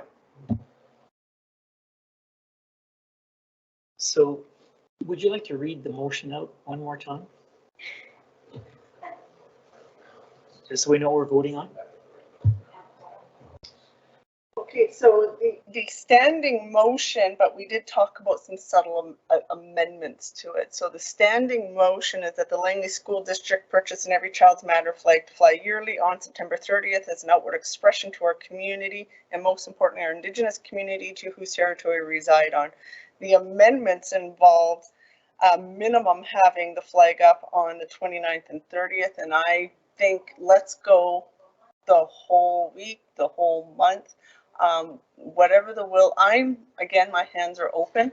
The will of the board. My heart is get the flag up, that we're doing an outward expression. If the will of the board is a full month or a full week, then we're one body, and that's what I need to hear today. It's better if you make it very specific. I'll offer an amendment at the Board of Education.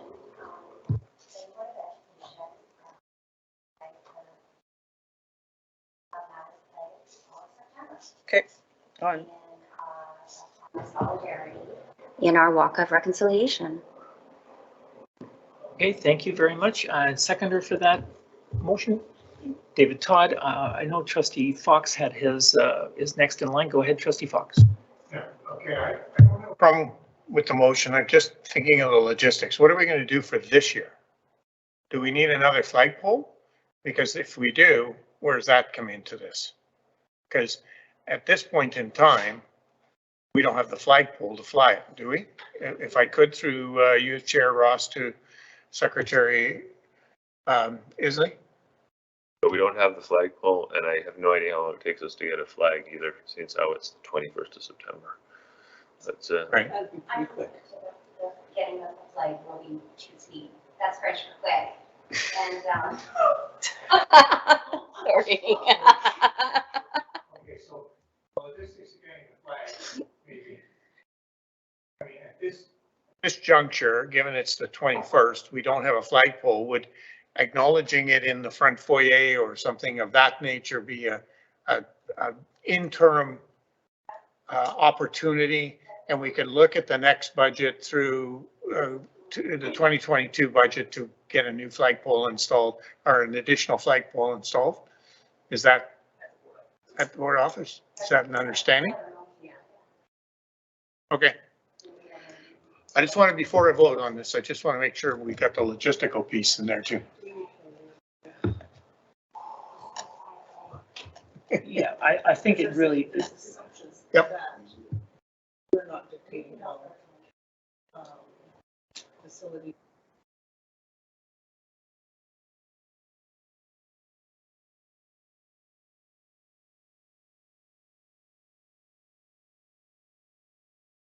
Chair, what about if we continue to leave the flags at half-mast for this year during this, with the plan moving forward that by 2022, we have everything in place to fly the flag for the month of September. So we can go get a flag. I can get us one tomorrow. We can display it. We have all the intention in the world. Let's get it up. Let's move on. And then the will of the board is to have this completed by September 1st, 2022, if that works.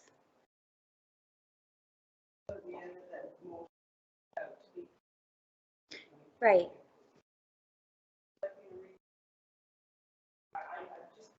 I need a little bit more clarity here in that, are we talking every school is going to have their own flag, or are we just talking the board office? So we're going to have just the board office, okay, and so we're going to, in a year from now, we'll have a flag that will be up for 1 month on one flagpole, a third flagpole, okay? And then the rest of the year, it'll have nothing on it. Unless there's a different, like Trustee Ward is talking about. Okay, okay.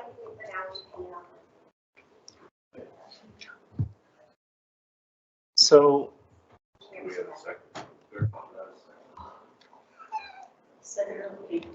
we have a seconder for it, and it's Trustee Todd. Oh, I just want it read out to us, so we're all on the same page. Can you read it out to us, Secretary Treasurer, please?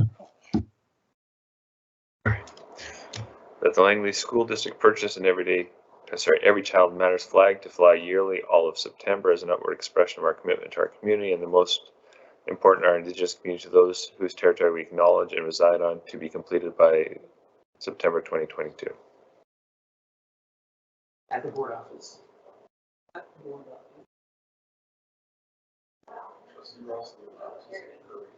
We're done. It's getting late. If it's really quick. Call the question. Okay, all those in favor? It passes unanimously. Okay, thank you. Whoa, man, we worked hard on that one. Okay. And now to your second motion, please. Thank you. You people are amazing. So the second motion is that the Langley School District implements yearly training. This is A and B, and I already know that I'm potentially messing with trains here. And Gord's like, yep, you are. But I'm going to put it out anyway, so forgive me. And that all district leadership staff team, that all senior staff, the DLT of the training for cultural protocols and systems, to which we work by thereby supporting conversations around cultural safety and enabling our leadership roles in the spirit of empathy and safety. So, for example, an Indigenous workshop on cultural protocols, empathy and safety workshop. That's the title of it. Decolonizing Cultural Safety in the Workplace by Michelle Nahi Talia. She is from Squamish Nation. And then B, that the Langley School District implements term training for school trustees, part of their onboarding training delivered in the same, for example, the same course, to deliver Indigenous cultural presenters by Indigenous cultural presenters or educators to further expand the understanding knowledge of the same nature as the staff. that felt really convoluted and I had a very hard time reading that. I'm sorry. Yeah. And, do I have a seconder, please? Seconded by David Todd. Okay, now it's open for discussion. You'd like to speak to it? Okay, so as the seconder, go ahead. Thank you. So I have absolutely no problem with the onboarding portion of school trustees. I do find the other portion somewhat problematic because I believe that we're being somewhat prescriptive about senior management. And again, I'm all about protecting staff, and I know that your heart is in it, and it's a good soul. But for us to kind of push the envelope a little bit for what they could or should or might do around professional development in this area, we have one hire, and that's our superintendent. So I'm somewhat guarded with that portion. So I did second it because I think there's the part for the onboarding. I think that's critical for trustees, you know, as they form a new board and they do that. So there's merit in that portion of it, but I had difficulties with the other part. Thank you. Thank you. And now it's Trustee Fox. Go ahead, sir. And then we're going to have Trustee Coburn. Thank you. Thank you, Chair Ross. Through you to Trustee Perot, a question first. I'd like to make a referral for the Part B to the recently proposed onboarding manual for new trustees. So if that would meet, I'd make that motion that we refer section B to the. I don't know if we have. Well, I'll make it. We did that once tonight and it didn't work very well. So, you know, I was trying to expedite the process, Trustee Coburn, so that we could get away from that. Anyway, I'll make a motion to divide. But yeah, the first time it didn't work very well. Wink, wink. No, I don't have to say. There's two parts. It's a known thing, A and B. Okay, and so there's a motion on the floor to divide A and B. And I have a seconder. Is there a seconder for that? Seconder, David Todd. Now we'll open it up for discussion. I'm sorry, I can't vote on these motions because I don't know what they are and how they've been separated. She's a mover. Could you, so I'm going to vote on A and then I'm going to vote on B. So could you please read what you would like A to be and what you would like B to be so that I know what I'm voting on? A is senior staff, ... and B is onboarding of school trustees, ... So we would like to separate A and B. The Board of Education moves that we do training with our staff, we direct that, and that the onboarding process that trustees receive training. Okay. And you need a mover and a seconder for both of them? Okay, perfect. Thank you. Just looking for clarity. Thank you. And so now any other discussion on the dividing them. So are we, you know, that's what the motion is, all about dividing. Okay, so go ahead. Trustee Perot, you're next. I'd like to motion to withdraw point A from the motion. Let's make it simple. Just get the discussion out. So I'm motioning to remove point. Can't. Trying to make it simple. Okay. Okay. Okay. Okay, we're going to call the question on the Langley School District implements yearly training for all senior staff. Okay, I'm sorry, on the motion to divide. I'm sorry, that's right. I'm calling the question on the motion to divide. All those in favor of dividing? Opposed? Ward. Thank you. All right, so now we have the two motions. So I'm going to read out the first motion. And it's going to be, we'll see what happens to it. The Langley School District implements yearly training for all senior staff of the cultural protocols and systems for which we work, thereby supporting the conversation around cultural safety and enabling all our leadership roles in the spirit of empathy and safety. Blah, blah, blah. Okay. All those in favor of this training for the DLT? Oh, And is there any discussion on this? I guess it probably is the best thing. Is there any discussion on this? Okay, I would actually like to discuss that. I really do not want to see this further. I really hope that the staff, the trustees will vote against it. Okay, so all those in favor? All those opposed? Great, thank you. So the motion fails. The second one is now on the board. The Langley School District implements yearly training for onboarding school trustees for every new term as part of the training and educational programs to delivered by Indigenous cultural presenters or educators to further expand the understanding of the knowledge of the same nature of our staff. I need a mover. We got a mover for that. We've already divided it, so we're going to call the question on it. All those in favor of Part B? Okay. So any opposed? Is there any opposed? Opposed? Shelley Coburn.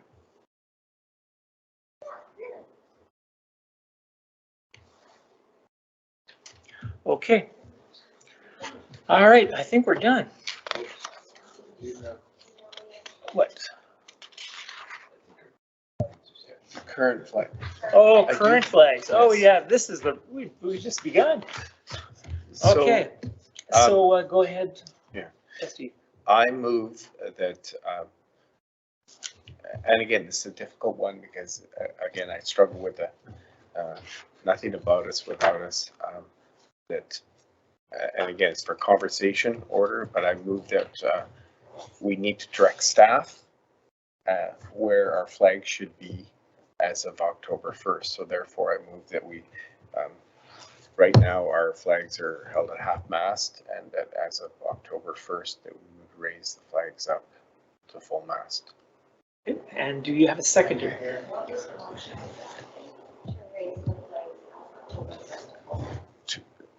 To raise the flags to full mast as of October 1st.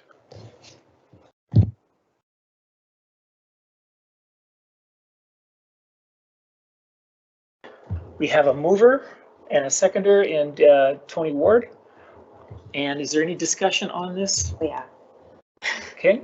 Go ahead. I'd be happy to keep the flags down forever. We saw a really beautiful quote. It said, schools are what got us into this mess. I prefer to say schools were the vehicle of oppression that got us into this, but education, real meaningful education, is what will get us out. I don't think I have to point out to my colleagues the ties to residential schools and public schools. I think if any institution should be having their flags down until we have our numbers, until our Indigenous groups in our communities have decided that they're done searching, that the gravity of the situation, and given that we are a public institute, it would bother me greatly if we decided to put our flags up before we had final numbers. I'm all for consultation. If there are groups that have issue with this, primarily our First Nations and Métis partners and friends, then I would love to hear from them first. Secondly, I do understand the argument that, you know, when people die at the work site or police officers, we put it down, and now we can't be doing that. And that's one person, and these are thousands of children that are being uncovered and recovered from school sites. And it's not lost on me that we're public institutions. We have made a commitment to reconciliation. Reconciliation means moving forward. Reconciliation means education. As a trustee and everything that's been given to me, all of the knowledge and the experience that the Indigenous teachers have given to me the 7 years on the board, I would be throwing it out the window if I didn't say that those flags need to stay down. This is reconciliation. It's a risk. If other groups are upset, then I'm willing to wear that, because I can't think of another group where we stole their children and they didn't come home from school. So every day people trust us. We're trustees. The word trust isn't lost on me. They trust us with their children. They send them to the school, and even our First Nations friends do. I don't know how they can trust us after what we did to them in schools. So I really think that this is education's to bear, and I really think that public education is how we're going to get out of it. And so I hope my colleagues at the table will set aside other personal beliefs and opinions to do what I think is the best thing that we can do for our friends as we walk in reconciliation with them. Thank you.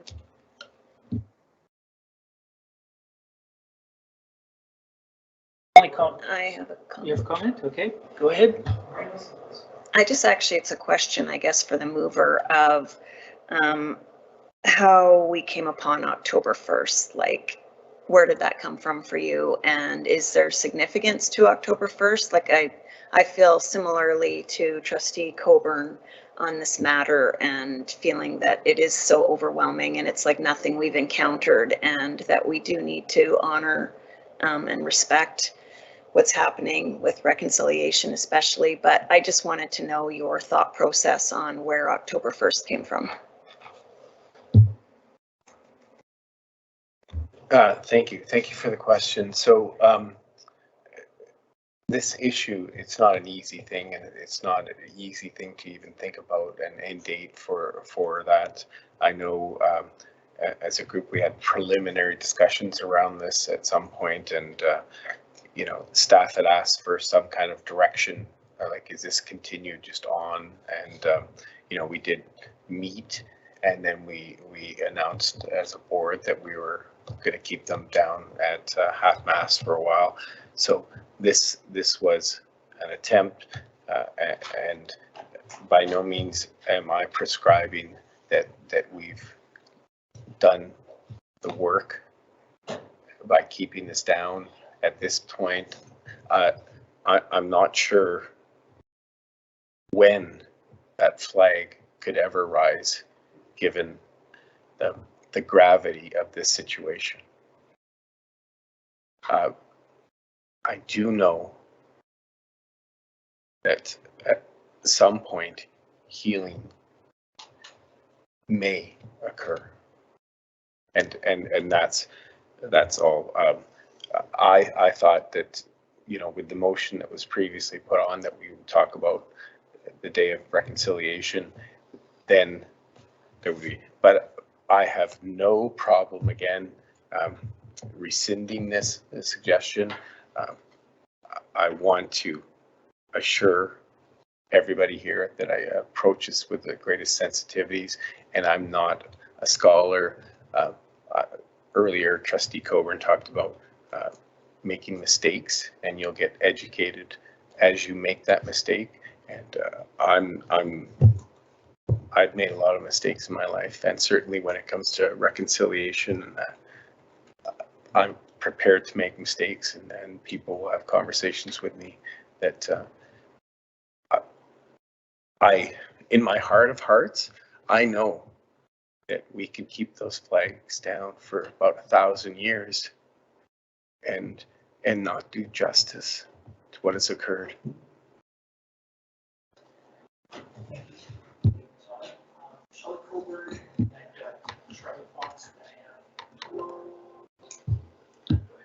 So I was thinking initially when to Trustee Todd, we were thinking 215 days for the original, which would take us to December 27th.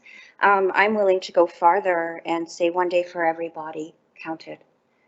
I think every child is worth a day. I think every family. We have friends that come and present. We have friends. We have Kwantlen friends who went to these schools. Like, these are our friends. They come to see us. They present in our boardroom. They take care of our children. They teach us. They trust us. Man, I'd give them all a day. I'd give them 10. I don't care if those flags never come back up, because this is something really ugly in our nation's past, our nation's history. And like Mr. Pugh said to us, we are taught not to talk about it. And this is all part of that silencing. So I want to talk about it. And I want to talk about it for a long time. And I would take a day, a body. And so I'm in no hurry to move those flags. Thank you. And now we'll have Trustee Fox, please. Yeah, thank you. I understand where people are coming from, but I think we have to also acknowledge the fact that we do live in a country and in a province. We just had a discussion on motion by Trustee Perot to make September basically reconciliation month, and to fly a flag and put it at half-mast. I think that and I don't want to sound callous, and I mean, I could give them my family history with respect to what I've been involved in with Native culture, but I think that we have to, and I don't want to make a commitment that we do it forever.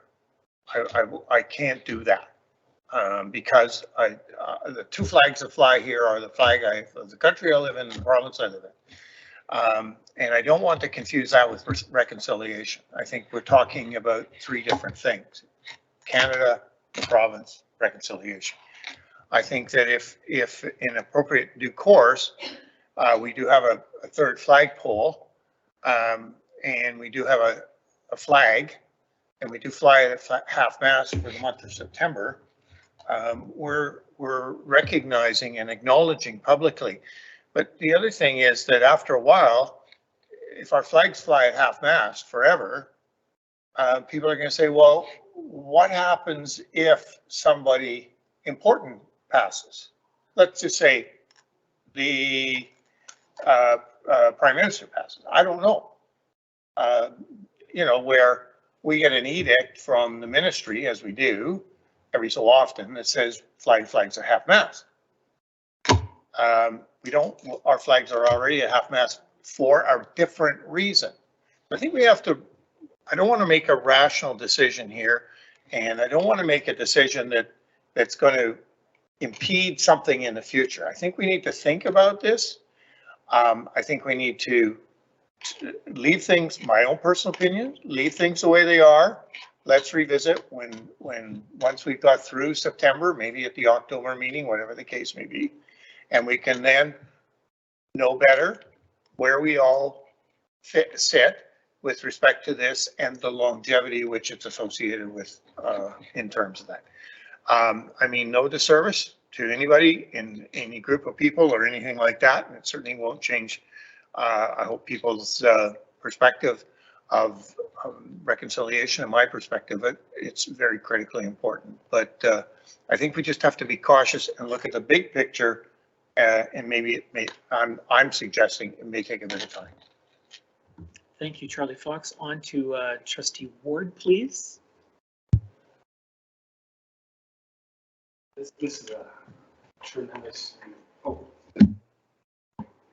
I there? This is obviously a tremendously challenging topic, and to call it even a topic. I hear from Trustee Coburn saying that these could stay down in perpetuity, and Trustee Todd basically agreeing from the heart side of it, which I agree. You know, 1,000 years wouldn't be enough to undo damage and any kind of pain, and especially you know, the loss of the life of a child, right? And that, not to mention culture, etc. So I do understand that, but as I consider this idea of the parallel paths of hurt and healing, and of course, and us prescribing the healing, like, and then us showing we're standing alongside. And so I understand that no matter what we do here, it's not going to be the perfect thing. At some point in the future, my guess, we would raise the flags, whether that is on October 1st. And I understand, you know, when I was thinking of supporting, seconding your motion, I'm thinking of, you know, National Reconciliation Day being September 30th, and the possibility that if it doesn't, not this, but some things dilute their impact when they're ever present. I don't want to see this dilute its impact because it's always there.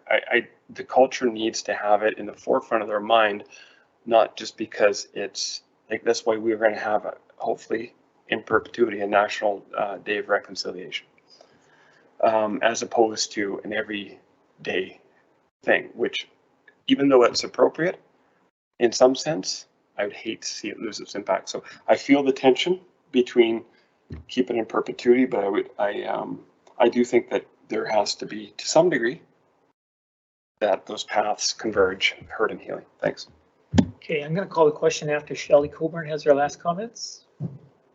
Any other comments? You would like to have a last comment? Okay, so do you want to make comments, Shelley? She was the motion bringer. No, she wasn't. Anyway, I'm confused. I'm ready to go to bed. With all due respect, Trustee Fox, somebody important did die. Well, you said, what would we do if somebody important died? And with all due respect, somebody important has died. Thousands and thousands of children. Please don't speak across the table, Trustee Fox. And then you spoke that the country and the province, the Canada flag is the country and BC is the province, and they're separate, but they're not. This is a dark, dark time in our nation's past where when the agents of colonialization couldn't kill through disease and other ways, or ethnic cleansing and rape. So instead they did a cultural genocide, and in that they killed children.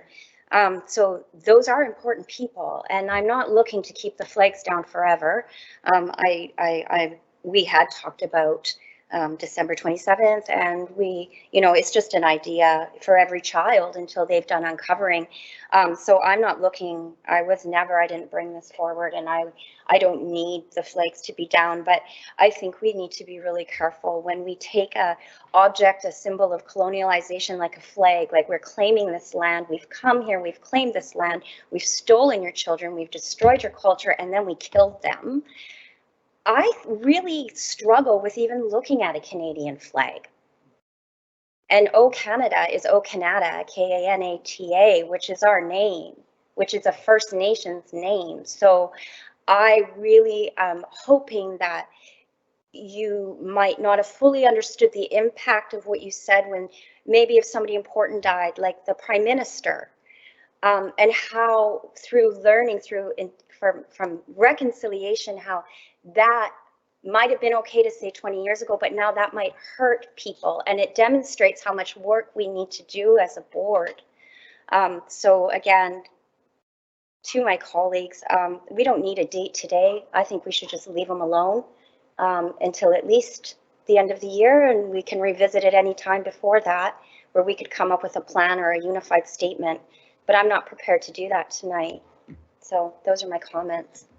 Trustee Perot, would you like to speak or not? Not going to speak?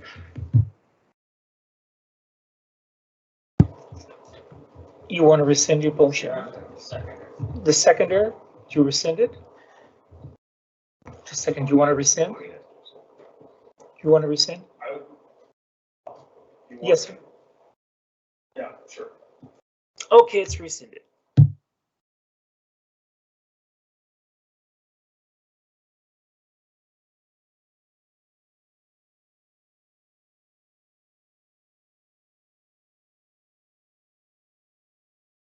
Then we'll go this way, please. So, Trustee Marnie, would you like to speak to your comments, please?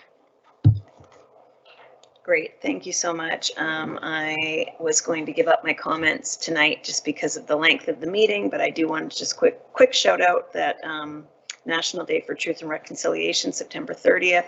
Please honor it and do your own learning. And I just want to give a huge shout out to our IT and tech support here, Dale Vo and Paul Babo, for tolerating us and for doing an amazing job of setting this up and having it all work so smoothly. Thank you. Trustee Fox, please. Okay, thank you. I just wanted to quickly say a welcome back to the students and the staff, all our staff. And I know many staff were here over the summer, our maintenance staff, as well as many in the board office. But I hope everybody had a good summer and was rested and come back. I wanted to acknowledge our tech staff. They've done an excellent job coordinating tonight and getting everything on cue. Yes, echo Trustee Wilson with September 29th and 30th this year with the Truth and Reconciliation Day. And I want to acknowledge that our superintendent did announce formally he's retiring at the end of March, which is really a pleasure. And I'd like to acknowledge that we now have Deputy Superintendent Mal Gill. So he will take over on April 1st.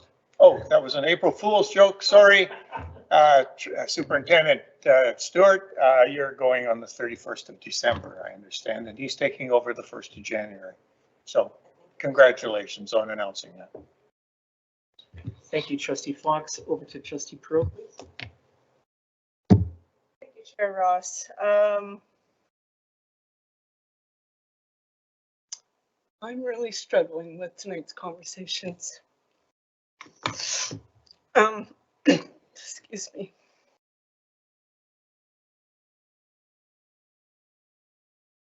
I withdrew my comments because I didn't want to do this. We are not an all-white presenting board.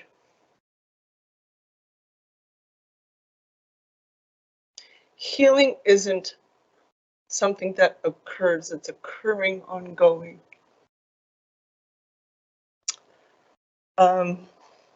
Tonight was a really pointed demonstration of why we need training, why we need to understand cultural protocols, cultural safety, how we use language, why we use language the way we use it, and how it impacts others.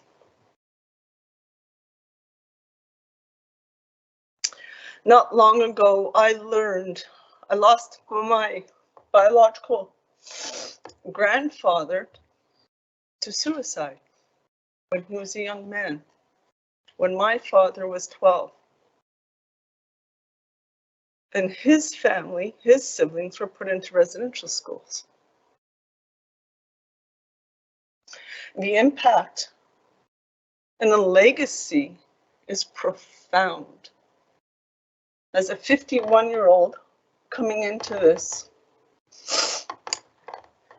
and learning to try to understand how to navigate the conversations gracefully, humbly, boldly, is a very challenging experience. I've spent my summer surrounding myself with elders, and I appreciate the gift that I've been given to learn from elders speaking into me, speaking into teaching and language and history and how we can move forward for healing and remembrance. I implore us as a board, as leaders in this community, to walk humbly in that conversation and be gracious and be aware you don't know who you're sitting beside, who isn't talking, who isn't exposing themselves, because it's difficult. I am thankful to our elders for guiding us as a district, for extending themselves, revisiting the wounds and the trauma points so that we can learn. It's a super difficult experience. I'm thankful for our district and its commitment to reconciliation to work through this conversation tonight, to push in, to bear down, and to lift up. I'm thankful, Trustee Todd, you rescinded your motion. Will we be desensitized to half-mast flags? No, we won't. We will be reminded again and again until such due time they rise. I do want to thank our district and our leadership team. You have done a tremendous job trying to push us forward on these conversations, leading our staff so our students can learn, so there's representation in the curriculum appropriately, so students can see themselves, and that our schools increasingly become a safe place, because they're not a safe place yet. We're not there. We're not there yet. We don't have safe places in their beautiful form for our students to go learn language in an isolated cultural space that's dedicated. We're getting there. And I know with the vision of the trustees that are sitting at this table that we will get there. So I thank you for the hard conversations, and I'm hopeful for the growing edges that will come out of tonight's conversation, as difficult as they were. I want to thank our educators and our educational assistants for launching us into a successful school year and getting us into this start of another COVID year, because it's a challenge, and I thank you. And I also want to thank our administrative support staff like Judy, who hangs out here with us and makes sure we're fed and organized and structured, and our IT team who pulled this together in, what, 3 weeks? So that we can be here together. 2 weeks. Wonderful, wonderful work. I thank you guys for that. And that's really more than what I was going to say tonight, but I thank you for the space. I thank our stakeholders for giving me space to serve you, for giving me voice, and for supporting me and supporting us and our fellow trustees that we're learning to walk in trust. That was a profound word punctuated tonight, and we need to keep walking in that. And I thank you for tonight and working together with me. Thank you, Trustee Pearl. Trustee David Todd, please.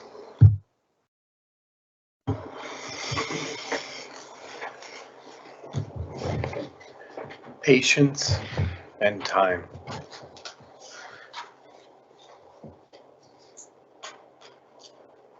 As a person, I need to be more patient, and I have much to learn when it comes to time. I apologize.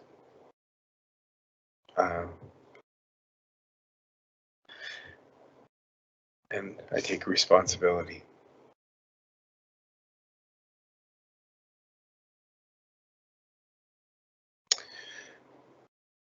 I know that education will get us out of this, and I hope and indeed pray tomorrow will be a better day. I did want to mention, I was super excited. I am a sports fan, and the BC Lions this Friday are playing, and they're marking National Day of Truth and Reconciliation, and they're giving away jerseys oh, please don't make me say it. Kakwa Tinglet Artist Green Hunt has created this logo for Truth and Reconciliation, and so I'll be there to receive this. I also wanted to say to the Langley School District that once again, you've done top notch. Everybody that is employed in this district continues to make it a public institution that we can all be very proud of. And as evidence tonight, mistakes are made, but mistakes can be acknowledged. And I think I've said enough. Thank you. Thank you. And Trustee Ward.